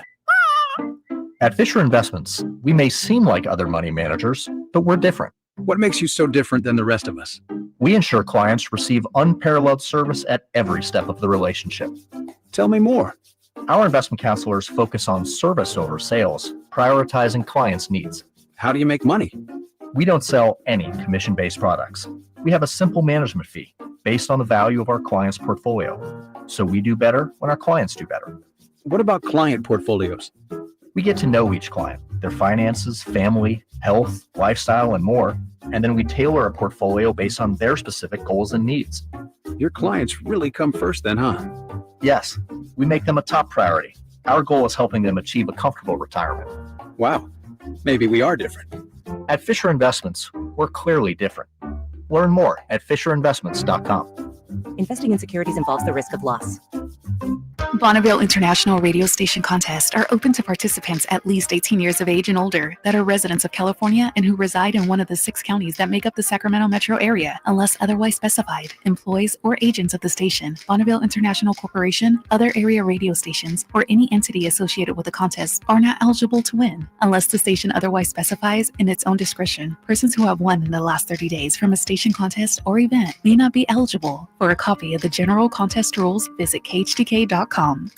It's Carmichael Dave talking to you about my good friends at American Energy. You're in the Sacramento area. You know how the seasons work. They are a-changing right now. So American Energy wants to help you stay warm for the rest of the cold season, but help you stay cool during the warm season. Best way to do that, make sure your system is operating safely. So right now is the time to take advantage of half off a tune-up, $24.50. They cut that right in half. And if you want a diagnostic, guess what? You can't beat free. If it's free, it's me, and now it can be you. And also, it's the end of the season blowout. $4,000 off a new system plus any rebates. That $4,000, that's a direct drop from the sticker price. It's a great deal. Check them out at theaeway.com or an instant quote, or give them a call at 916-520-9990. That's 916-520-9990. Tell them your good buddy Carmichael Dave sent you. Call 916-520-9990 now. KHD HD1 Sacramento, KYMX HD3 Sacramento. From the Power Business Technology Toshiba Studios. Sacramento's official home of the 49ers. San Francisco. Sacktown Sports, 1140.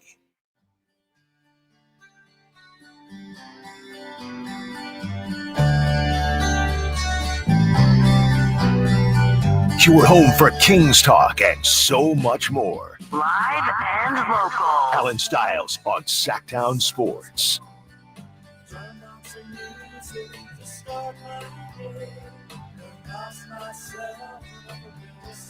It is time.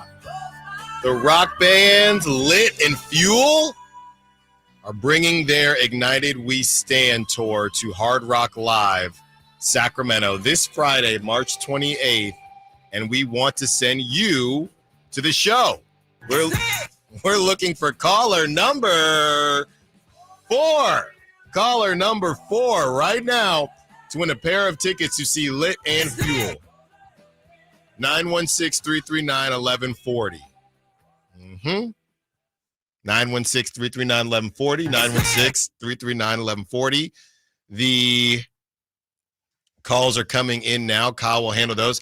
I will say, you talk about the universal. So I'm at the River Cats game yesterday. I was shadowing Lee, the MC, and, we're just walking. My first game is on the 29th. So, just throughout the game with a bunch of stuff going on, is there a song? I know there is a list of songs, and I don't know if this is specific to baseball, but you play Sweet Caroline at any point in time. I mean, it's karaoke. It's karaoke, and it doesn't matter if they're just walking throughout the ballpark and Sweet Caroline comes on, and you're gonna hear people sing it. Is there a song, right? The Journey song that's got to be a top 5, just universal feel good song. And does it depend on?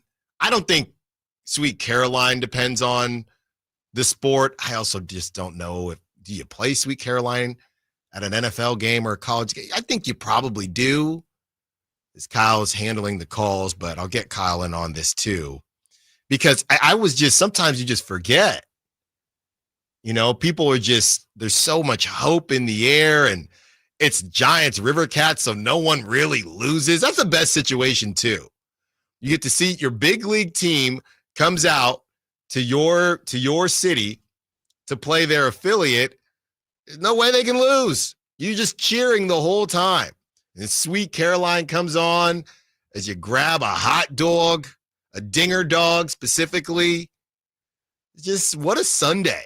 That's what dreams are made of. And that could be you on Saturday for my debut, the 29th of March, doing my in-game hosting thing, emceeing for the Sacramento Rivercats. I saw Amid Rock on the Sac Chat said he got his tickets to check me out on Saturday. So thank you, Amid Rock, for stopping by. That will be a lot of fun. And Kyle has found the winner for rock bands Lit and Fuel, bringing their Ignited We Stand tour to Hard Rock Live Sacramento. Kyle has found their winner, so congrats to that caller as we are about to get into our Kings Celtics preview. As I mentioned, a lot of people just been paying attention to obviously the Cavs and the Thunder, but the Celtics are at 52-19. And they are a footnote. They've won 5 straight. They're 28-7 on the road. They're 24-12 at home. So, you know, a little bit of that Boston pressure, and the Kings gave them one of those losses at home, and that was also without De'Aaron Fox. So the Kings should have a level of it was a different team, but should have a level of confidence against this Celtics team, and they're going to need every bit of it, as the Kings, of course, now losers of 2 straight. More importantly, they're 3-7 their last 10 games, which just isn't very good.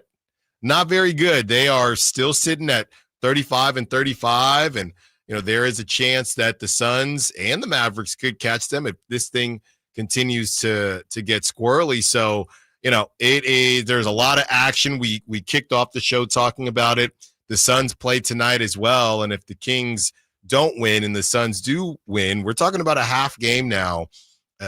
And the Suns, they do have the Bucks, so there's that.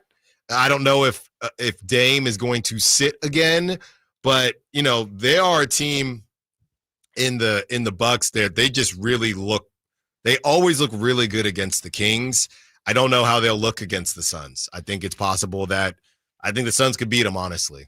Okay, so first of all, with the Suns, we mentioned earlier on the show, 11 games left in the season for them.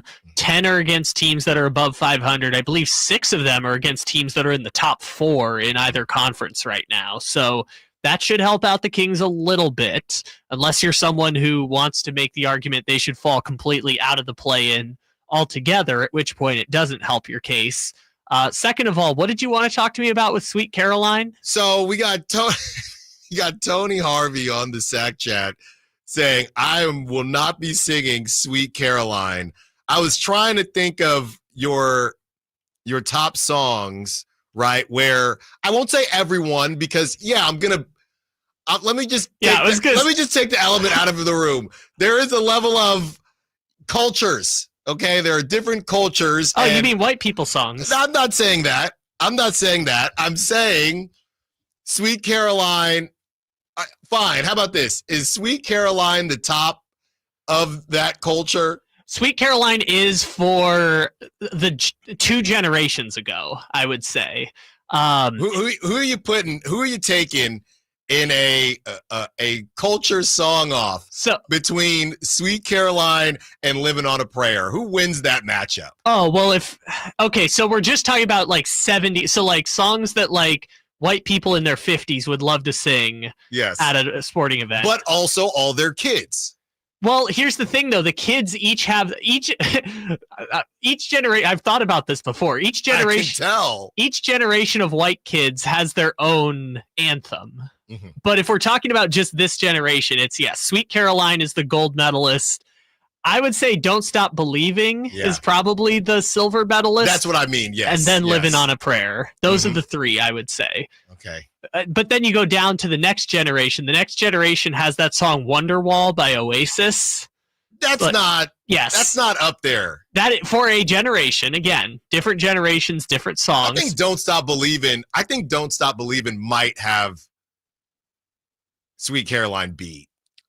I think it might, because I think Sweet Caroline's gotten to a point where everyone hates Sweet Caroline, or is like at least annoyed by Sweet Caroline, except for people from Boston. People from Boston can't get enough of Sweet Caroline. Or that last song that we just played, It's More Than a Feeling. Well, that's what you got me on this whole path now. Anyways, the current generation, the song, and I think you'll agree with me when I say this, that song for this generation that is essentially Sweet Caroline, but for the 2000s, is Mr. Brightside by The Killers. Okay. Would you agree with this assessment? I know that it is up there. Okay. I know that it's up there. Then you have can I get a Montel Jordan? This Is How We Do It on the other side. But I was going to say, for the other culture. On the other side of the thing. But you could play that. That's not really sporty, though. Like, you're just going to play that at any point in time. Well, there's a difference between, I feel like that's more like stadium jams versus Sweet Caroline is more of like a sing along. Yes. Well, Montel, you'll sing along. You'll sing along. I don't think anyone knows the lyrics other than just "This is how we do." No, Kyle. Don't do that, Kyle. I don't think people are really all singing along in unison like that. Well, it depends on where you're at. Again, the culture. It depends on where you're at. I would say Living on a Prayer is another good one in terms of tiers of white people songs. I think Living on a Prayer for me. But we're just doing 70s, right? Because like at Giants games, their version of it is that song by Journey, whatever, When the Lights Go Down. That's their version of it. But that's just Sweet Caroline for San Francisco people. Yeah. So I think there's generational tiers, there's location tiers to it. You've really thought this through. I have, yes. We haven't even gotten to the one that is probably in between somewhere, which is the song I play for Whitey every time, which is All the Small Things. That's another. Oh, that's a sleeper. But again, it's generational. It's like from Wonderwall to All the Small Things to Mr. Brightside. That's the step down of generational tiers. Yeah, on the other side, and wherever you fall on this tier list, please let us know. On the other side, we break down what the Kings have to do to get this done. Maybe play a little Sweet Caroline. Allen Stiles, Sacktown Sports. All guests and callers join us from the Folsom Lake Honda Hotline. Folsom Lake Honda, your one-stop Honda shop. Sacramento's premier country music festival, Country in the Park, is coming back May 16th and 17th at Cal Expo with Bailey Zimmerman, Billy Currington, Cole Wetzel, Nate Smith, and more. You'll enjoy food trucks, rock walls, and a mechanical bull, line dancing, and more. Single-day GA tickets start at $52 at CITPFest.com. Country in the Park, May 16th and 17th with Paul Mitchell, The School, Sacramento, and Stoney's Rockin' Rodeo. Find out more at CITPFest.com. Big savings are back at Folsom Lake Honda, your one-stop Honda shop. New Hondas are piling up, and that means big savings for you. Looking to own or lease? During the spring sales event, drive a brand new Accord or Civic. Visit us today at FolsomLakeHonda.com, your one-stop Honda shop. As a family-owned and operated dealership since 2009, customer service is our number one priority. Our customers love doing business with us, and you will too. Folsom Lake Honda, yeah, your one-stop Honda shop.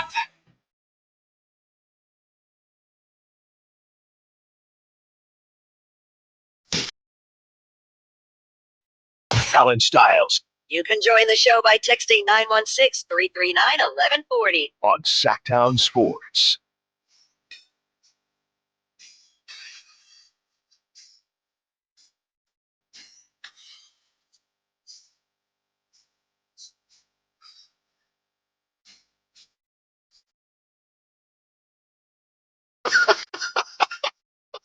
He's been on strike. He's down on his luck. It's tough. So All right. tough. Enough. You know what? This song Karaoke bar. This song's growing on me. This might have Sweet Caroline beat also. It probably does have Sweet Caroline Bill. But Don't Stop Believing is number one. It's tough.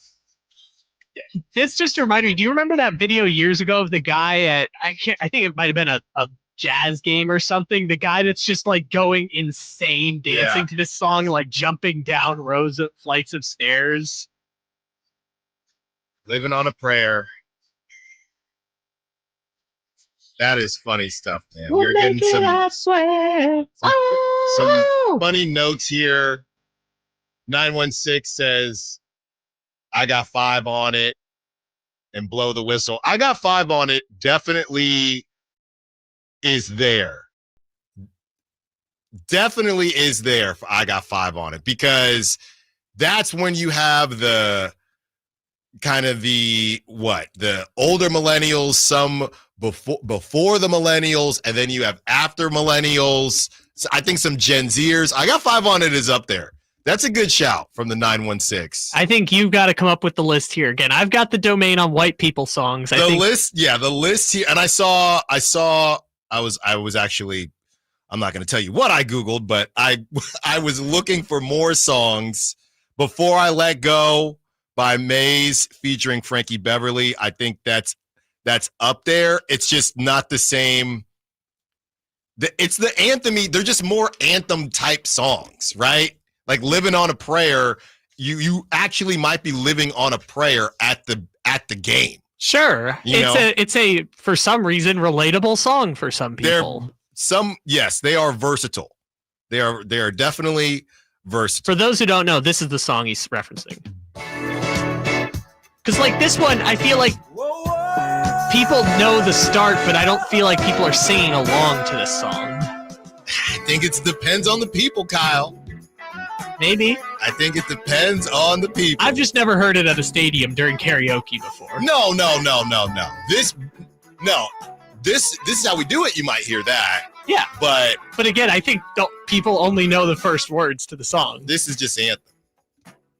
916 is saying Regulators. Yes, I would put Regulators up there. Or that was from the 530. The 916 says Miss Jackson from Outkast. No, I don't. I know every word. No, I'm not saying it's not a good song. I'm just saying in terms of like a karaoke song. Yeah. Okay. Keep them coming. Is there a Run DMC song? How about this? Give us songs, your anthem-y type songs that you know that you and your family and your friends, you all know that song. So it could be from one culture or another, and we will compile a list of the best songs, because I do think it's really interesting how, depending on how you grew up, a song to me that's an obvious song that I've heard forever, maybe you never even heard it before, right? So there are a lot of different things here. Creed is making the list now. No. Higher. Which one? Well, that's like a third tier version, right? Like for a group, for a subgroup within the group, okay. I would say that Creed song is there, but I like it. 916. I like it. Keep them coming. We'll keep reading them throughout the show. Creed's got nothing against Mr. Brightside. I mean, it doesn't even hold water. Okay. All right. I'll take your word for it. The Celtics, they are, since January 1st, 3rd in net rating, 4th in offensive rating, 7th in defensive rating. Their points per game leader since January 1st, Jason Tatum, of course, at 26.2 points per game. Jaylen Brown at 21.1 points per game. Kristaps Porzingis at 20 points per game. Derek White at 16 points a game. Peyton Pritchard at 12 points per game. Drew Holiday at 9.6 points per game. And Al Horford, who's still doing it, at 8.2 points per game. Porzingis, yeah, it sounded when we were talking to Jared Weiss, who covers the NBA for The Athletic, sounds like Porzingis had come back and then he got really sick. A lot of people are sick right now. Seems like in the NBA, a lot of illness out due to illness or questionable due to illness right now. So I'm sure we'll find out shortly if he is in or not. The Celtics are the team that just, nobody has been talking about in the same way, simply because the Cavs have just been crazy. And nobody really saw it coming. You bring in Kenny Atkinson from the Warriors, and this was a team where, it's funny, you never really think, or I guess in some situations you do, you always go to the talent first, and it's okay, is that team talented enough, or are they, or do they have the number one, or whatever the case may be. For Kenny Atkinson to come in and make the thing make sense that a lot of people did not think was going to make sense, the Darius Garland drama, where he basically, I don't know that at that point he wanted to be a number one. We don't even talk about the Donovan Mitchell drama, where a lot of people thought for years and years and years he was going to kind of force his way to New York. They ended up paying him. Darius Garland says it's him or me. And they said, oh, we'll just keep both of you. And, so I don't know if they sat down and had a conversation. And then you have the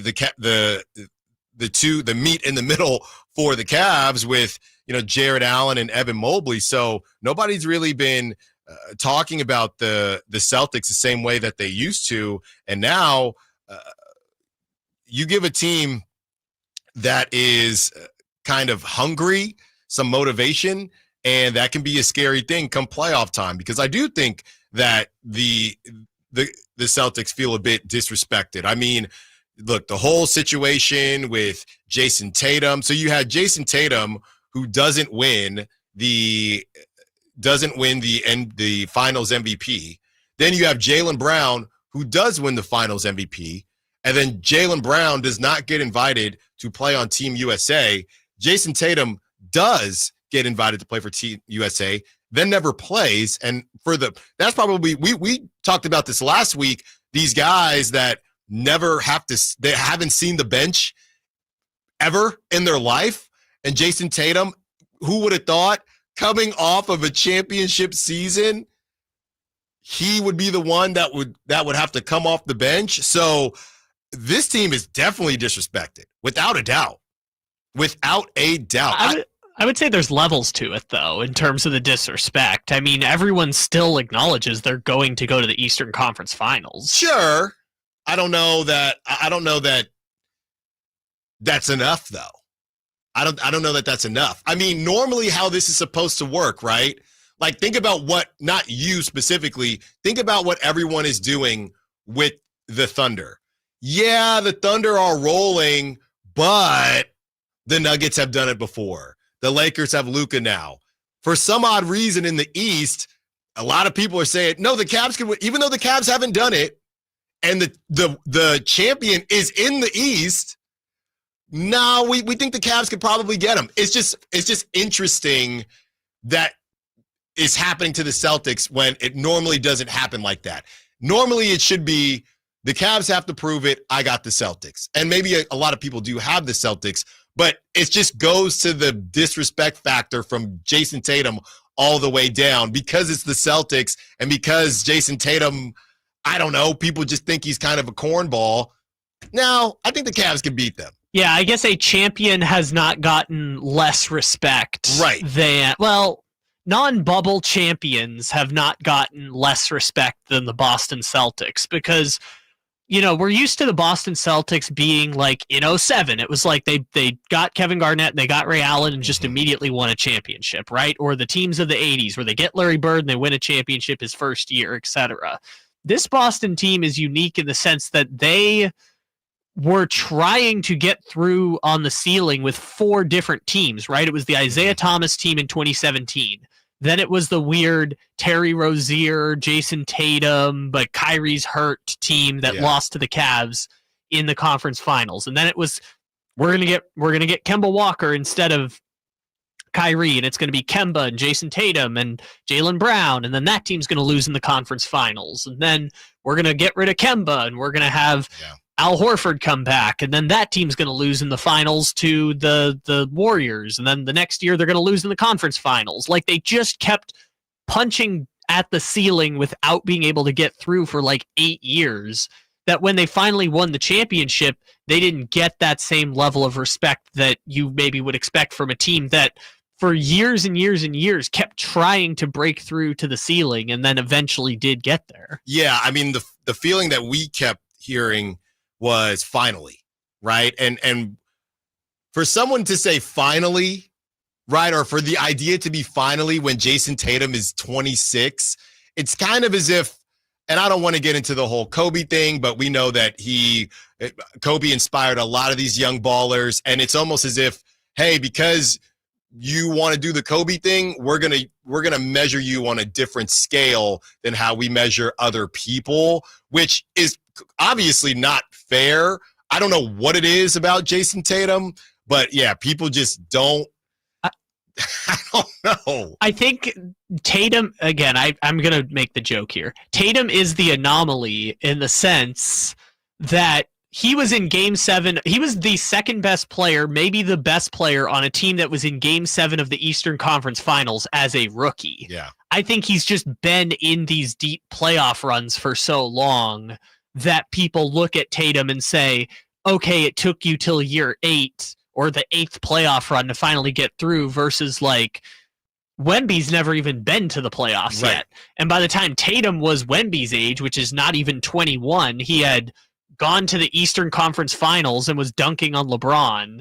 And the following, I mean, he was in the bubble going to his second Eastern Conference Finals by the time he was Wemby's age. So I think his career got accelerated because he was in the playoff spotlight so early. When we return, we have the injury report as of right now. Also, a little bit of pocket watching, and more songs are coming in. We have one that, wow, that is a good call right there. Allen Stiles, Sacktown Sports. To be? Take Sacramento Kings basketball with you. The Sacktown Sports app will let you stay connected to your passion. Never miss a moment of Sacramento Kings basketball with the Sacktown Sports app. Have you ever dreamed of shopping for the perfect jewelry from home? Well, now it's possible, and you can even build your credit. PrestigiOJewelers.com now offers online shopping, making us the premium credit jeweler nationwide. With an exceptional selection of fine jewelry, from engagement rings and gold chains to sparkling diamond earrings and much more. With over 30 years of experience, Prestigio guarantees you'll find exactly what you're looking for. It's fast and easy. Once approved, you'll receive a guaranteed credit line from $400 to $10,000. All you need is to be 18 years or older, have a valid form of ID, be employed for a minimum of 6 months, and a bank account for automatic payments. PrestigiOJewelers.com is the perfect way to establish or reestablish your credit, with interest rates at only 2.25% per month. We are here to help you with monthly reporting to all major credit bureaus. The perfect jewelry, the perfect price, helping you build perfect credit. Visit us online at PrestigiOJewelers.com or at one of our locations in Sacramento, Stockton, Merced, and Fresno. Enter code Sacktown Sports at checkout to save 10%. Tom's Watch Bar has the best happy hour in Sacramento, starting with $5 specials all day, every day. Plus select $7 appetizers and $12 entrees with 360-degree viewing and game day vibes that match being at the game. Tom's Watch Bar is the ultimate game day experience for sports fans. Finally, an easy way to find home improvement contractors. Just visit subcontractorsunited.com and simplify your search for home services professionals. From cabinets to windows, roofing to plumbing, Subcontractors United is an easy, simple way to find and hire a home improvement contractor. And you never have to give up personal information. So no harassing phone calls like you get from those other websites. Subcontractorsunited.com is sponsored by D&D Cabinets and Savage Design. The PGA club fitters at the Hagen Oaks Player Performance Studio know that golf should be fun. They also know that players of all abilities will hit the ball farther and straighter, play better golf, shoot lower scores, and have more fun if they get fitted before they purchase golf clubs. Hagen Oaks delivers the same technology and major brands used to fit PGA and LPGA professionals. See how the game can be even more fun. Hagen Oaks Player Performance Studio fittings are available 7 days a week. Make yours today by calling 916-808-2531. That's 808-2531. Save $11,000 off MSRP on every new 2025 half-ton Silverado LT Turbo Max after rebates at the Meta Chevy Silverado Super Center. $11,000 off new Silverado at MetaChevy.com. Together, let's drive. See dealer for details. Hey, Mom. Hey, Dad. Spring break is just around the corner. Take advantage of the extra time with your kids and schedule a fun and convenient dental appointment at Kids Care Dental and Orthodontics. It's our mission to deliver more fun and less fear. Our dental rock stars strive to give nothing but the best experience to both parents and kids. We have several convenient appointments available this week, even on Saturdays. With locations throughout the Sacramento area, we have a practice near you. To book online, go to kidscaredental.com. That's kidscaredental.com, where you can schedule an appointment today. The wait is over. Rivercats baseball is back. Whether you're cheering on your team with friends or enjoying a fun night out with the family, Sutter Health Park is the place to be. With exciting giveaways, great food, and plenty of entertainment, join us for another year of Rivercats memories all season long. Don't miss the first games of 2025. Grab your tickets today at rivercats.com.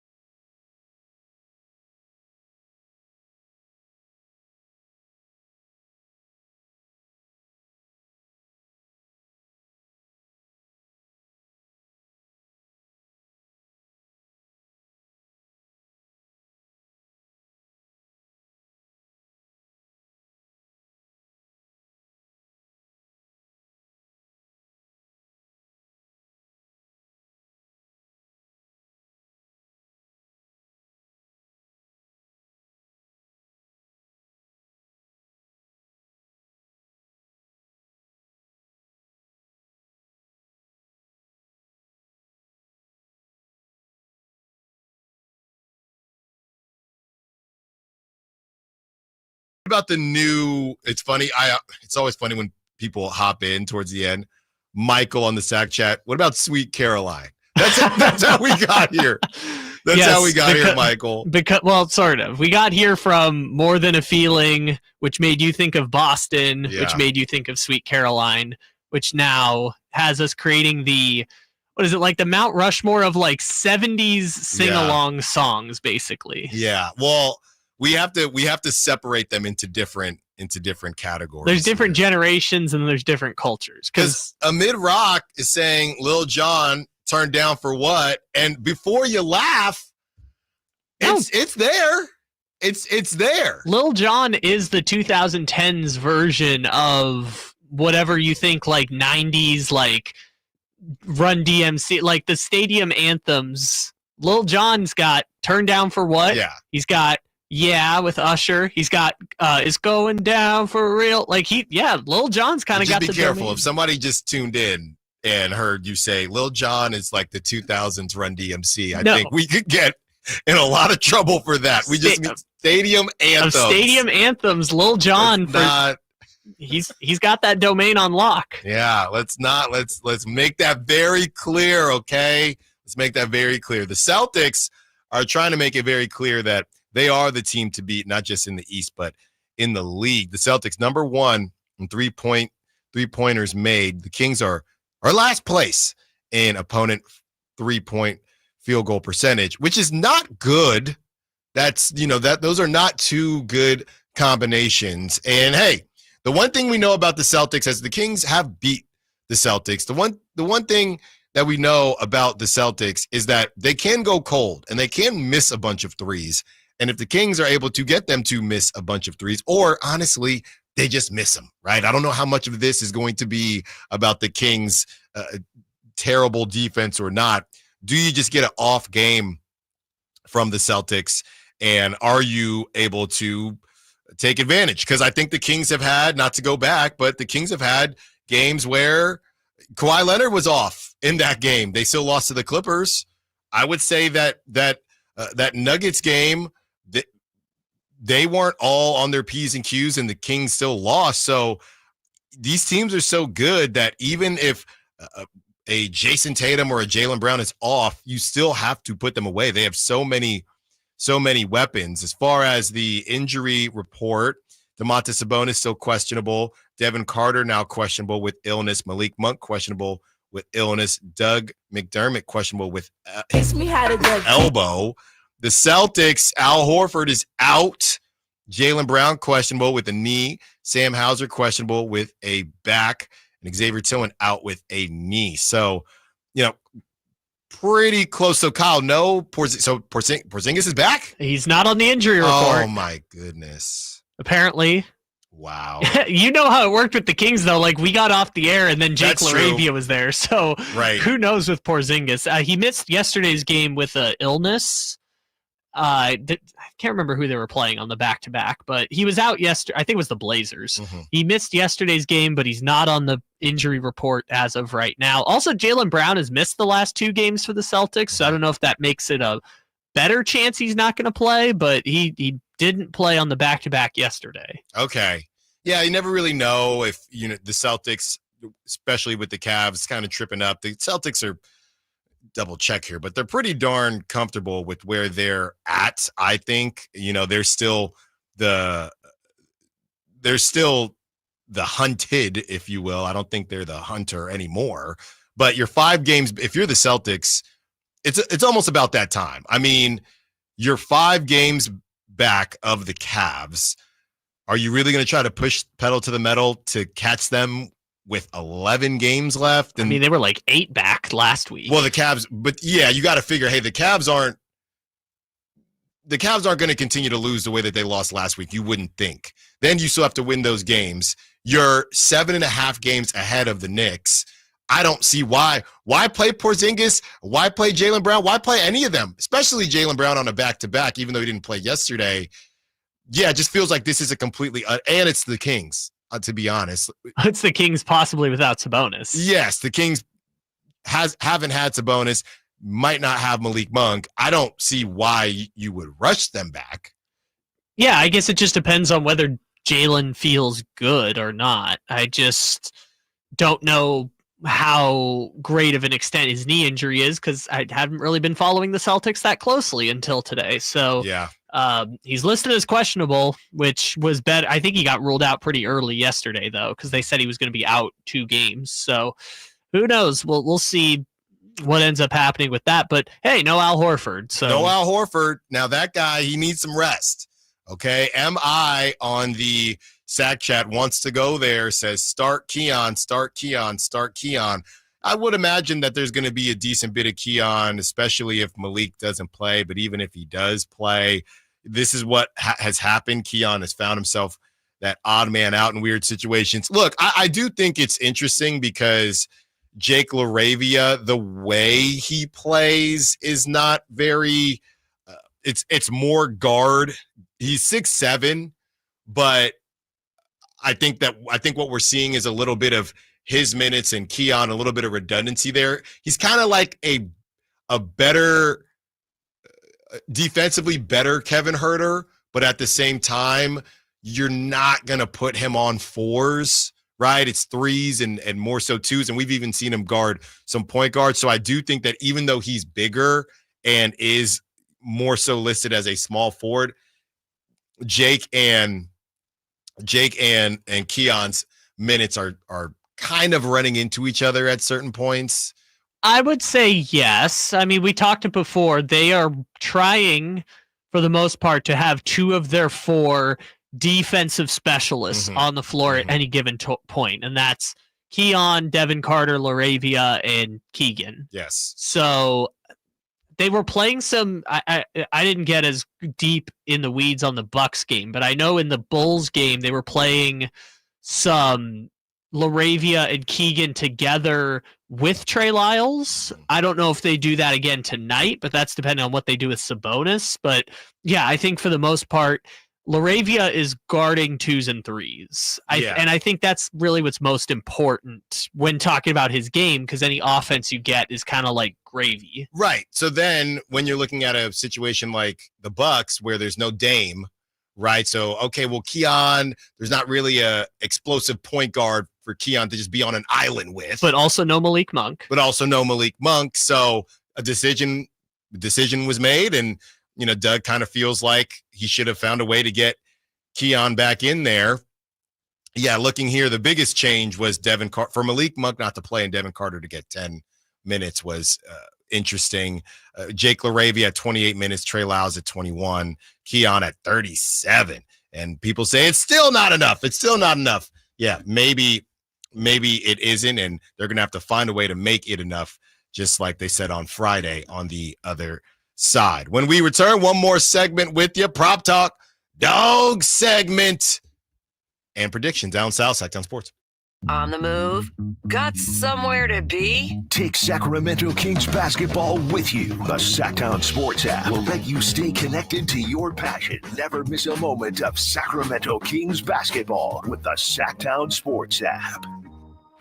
Buckle up, race fans. The 2025 Meadow Cloak NorCal Stampede is coming in full throttle on Saturday, March 30th at Prairie City SVRA. The Ultra 4 USA West Coast Series kicks off with a high-octane showdown, where fearless drivers will push their machines to the limit over massive jumps, punishing rock obstacles, and high-speed straightaways. This is off-road racing at its wildest. Don't miss it. Tickets are just $30 at the gate, and camping is available. Prairie City SVRA in Rancho Cordova. Be there.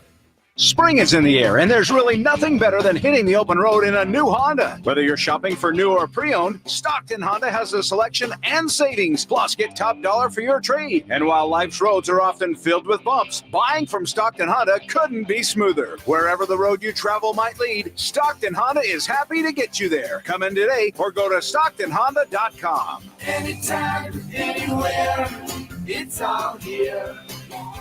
StocktonHonda.com. What if your business could see beyond what is and into what can be? What if you could create more impact in every decision? What if you had a partner as visionary as you are? With Bank of America, you get access to our trusted experts, real-time insights, and digital tools. So whether you run a local shop or a global enterprise, you're backed by business solutions to make every move matter. What would you like the power to do? Find out how at bankofamerica.com/banking for business. Bank of America is proud to be the official bank sponsor of FIFA World Cup 2026. For 70 years, we've been known as the Humane Society of the United States. But as the challenges animals face have grown, so have we. We are now called Humane World for Animals. And with you on our side, we are going to end animal cruelty around the globe. Humane World for Animals. The end of animal cruelty.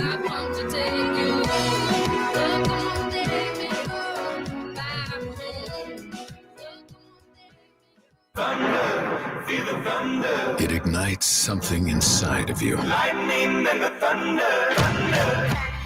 Sets alight an elevated state of being. Days are pure exhilaration. And the nights, they're simply electric.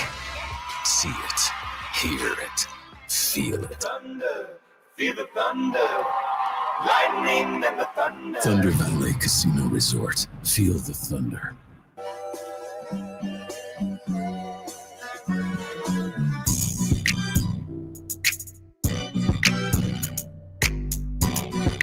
Allen Stiles. Watch the show on youtube.com/Sacktown Sports 1140. Or listen on the Sacktown Sports app.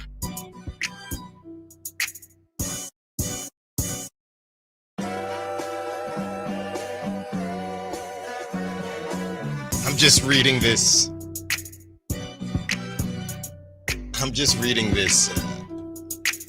Oh, it's from Dwayne in Stockton.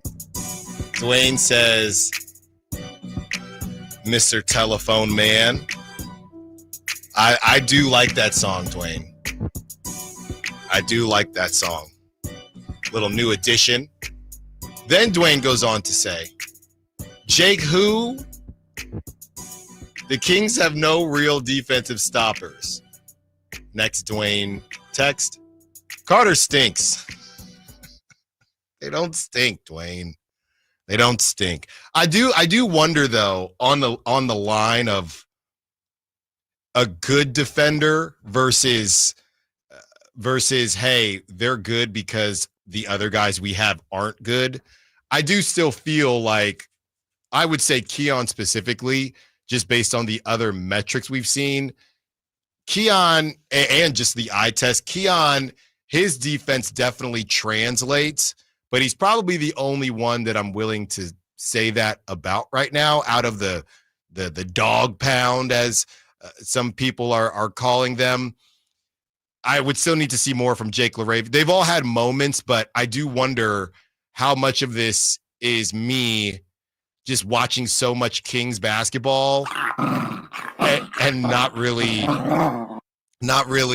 being able to balance or measure the Kings defense and the Kings quote unquote defensive stoppers versus others. Right. So I'm really excited to see how all this talk about the Drew Holidays and the Derek Whites of the world. Let me see what that looks like tonight. Or as our friend Jared said, the Peyton Pritchard show. The Peyton Pritchard show. Let me see what, okay, these guys are looked at as true defensive stoppers. And obviously I've watched them play, but I really want to pay attention tonight to see if there is a difference. And honestly, I would say their job is probably easier than Keon and Devin Carter and Jake LaRavia. Their jobs are probably easier tonight.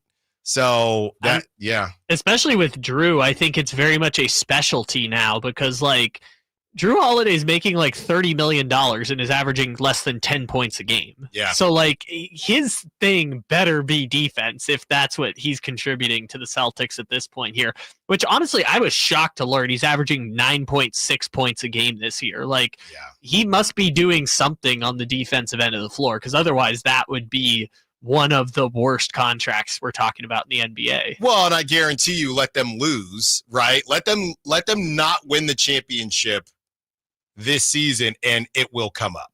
It will turn into, hey, well, nobody complains at the money being spent when you're winning championships. Once you don't win a championship, then the money gets looked at a little bit differently. At age 37, the Celtics are going to be paying Drew Holiday $37.2 million. To not look at the basket. He just doesn't even look at the basket. You know, he's only taking 8 shots a game, basically. Wow, that's kind of crazy. They cashed him out this summer, and I mean, they cashed out a lot of people this summer, but I don't know if I would have done that if I were the Celtics. Yeah, and look, like I said, everyone's feeling good about it right now because they're the reigning champs and they had the parade. All right, Kyle, it's time for Prop Talk. I'll go quick here, Kyle. Actually, you said you had someone. You go quick. All right, yeah, Prop Talk. I had a couple notes here tonight. So the Jason Tatum versus Keegan Murray matchup. I would assume that the Kings just stick Keegan on him because Keegan's specialty is guarding wings who are the best scorers on teams. Keegan's going to have to guard Porzingis. Oh, God. Jesus. Don't do that to me. You honestly, got this. You got this, Valanciunas. Yeah, I was gonna say honestly though, it's not the craziest thing. Can you even? That's a good question. Real quick, do you think about? And I know it. They've all been hot. They've been losing games. The same conversation we've had about, hey, this is a starting lineup versus, hey, in a specific situation, right? It doesn't make that much sense. This is different because Valanciunas is not normally a starter anyway.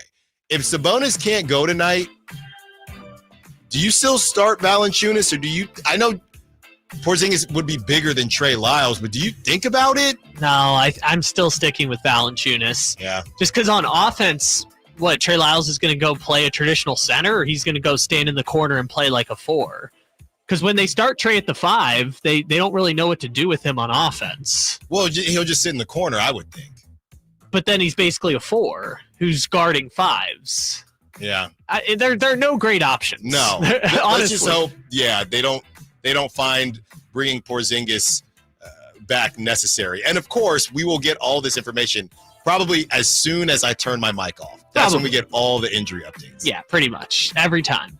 Which makes it hard to do prop talk. But, I mean, I guess at least if Sabonis were in there, I'd feel more comfortable with him guarding the perimeter than Valanciunas. Oh, yeah.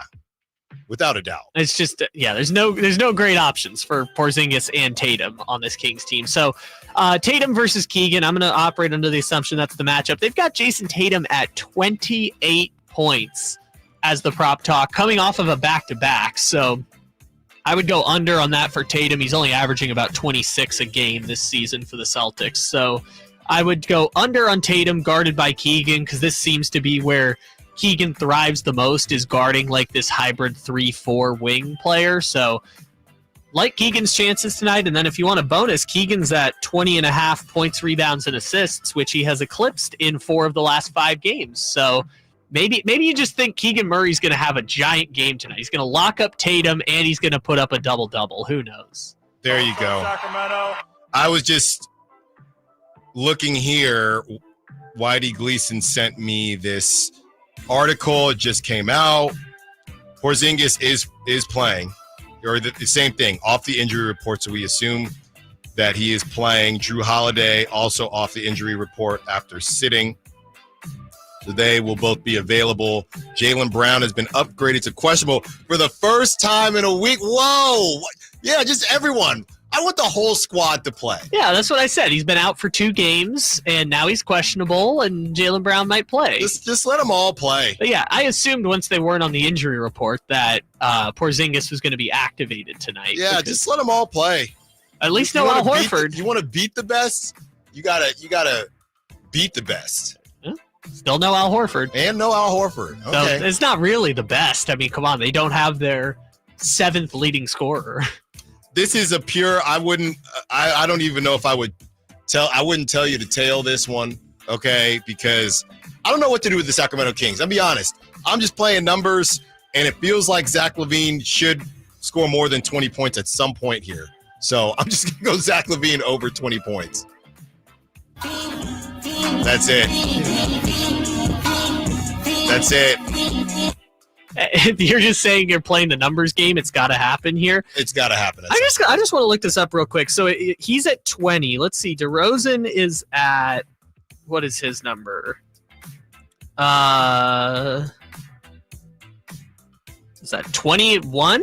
22? 22 and a half for DeRozan. Mm-hmm. I would assume Malik is somewhere around there, although I don't know what it is with his illness situation. But did they just say we don't know who it's going to be each night, so they just put all of them around 20? Probably. No, that's exactly what it is. And you have to hope that you pick the right one. That's so your advice is just Zach LaVine's going to be the one tonight. Yeah, whoever's next on the rotation or in the cycle. So I think it's Zach LaVine's turn in the cycle. Which one's getting guarded by Pritchard? I'll take that one. Yeah. Keon. If you want to take Keon. Sure. I don't even see his on here right now, so who knows? Okay. All right. Let's let them dogs out. Let the dogs out.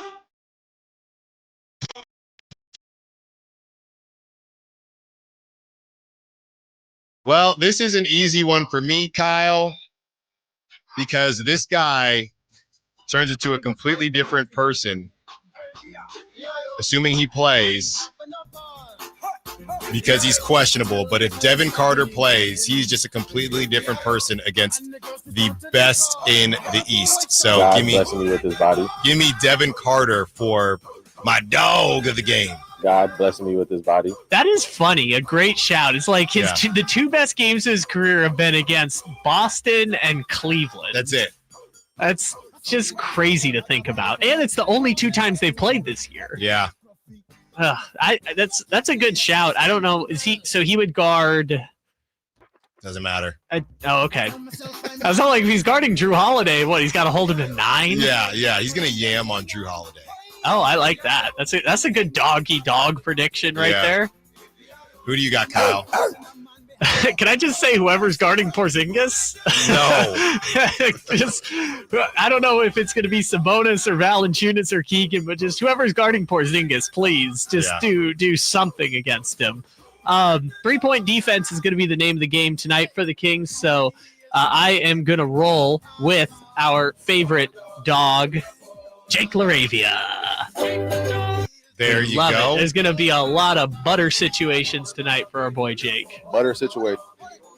Justin Guerin on the Sack Chat says Porzingis might hit 11 threes tonight. It is possible. I mean, I'm not worried about him hitting the threes. I'm worried about him just bodying people down low and then pulling Valanciunas out to the 3-point line. Yeah, I'm worried about all of That's what's going to happen. And with all that being said, with all the movement that has been happening, the Kings are underdogs by 4.5 at home. 4.5. So you can get a little bit of value there. I mean, I would say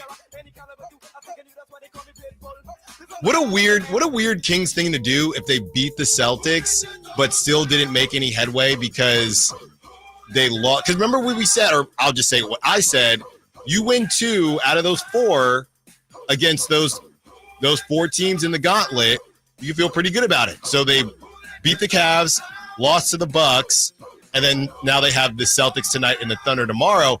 Even if they win tonight or tomorrow, I mean, maybe they could win both, but how funny is it that they could get to 2 and 4, but nothing really helped anything because they tricked off the Bulls game. Yeah, they would lose ground after winning 2 of the 4 gauntlet games just because Phoenix ended up pulling out a win against Cleveland also. They won the one game that ended up not mattering. Yeah, I don't know.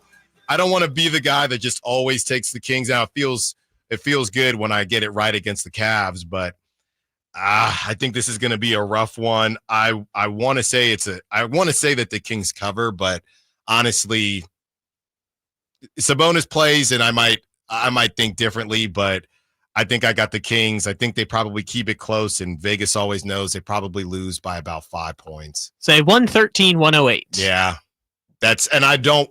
I hope I'm wrong, but we haven't even talked about the revenge factor. I don't know if the Celtics care that much about revenge, but they did get clowned by the Kings at home, and people don't forget. People do not forget. All right. Thank you for listening to the Allen Stiles Show. Thank you to all the callers, Sexers, Sack Chatters. Congrats to our winners going to see Lit and Fuel. The Drive Guys are coming up next. Waddy Gleason, Kyle Draper, Jay Johnson. Until tomorrow, secure the bag like the beam. Gotta go. For more than half a century, contractors and trade professionals have relied on WeatherGuard for heavy-duty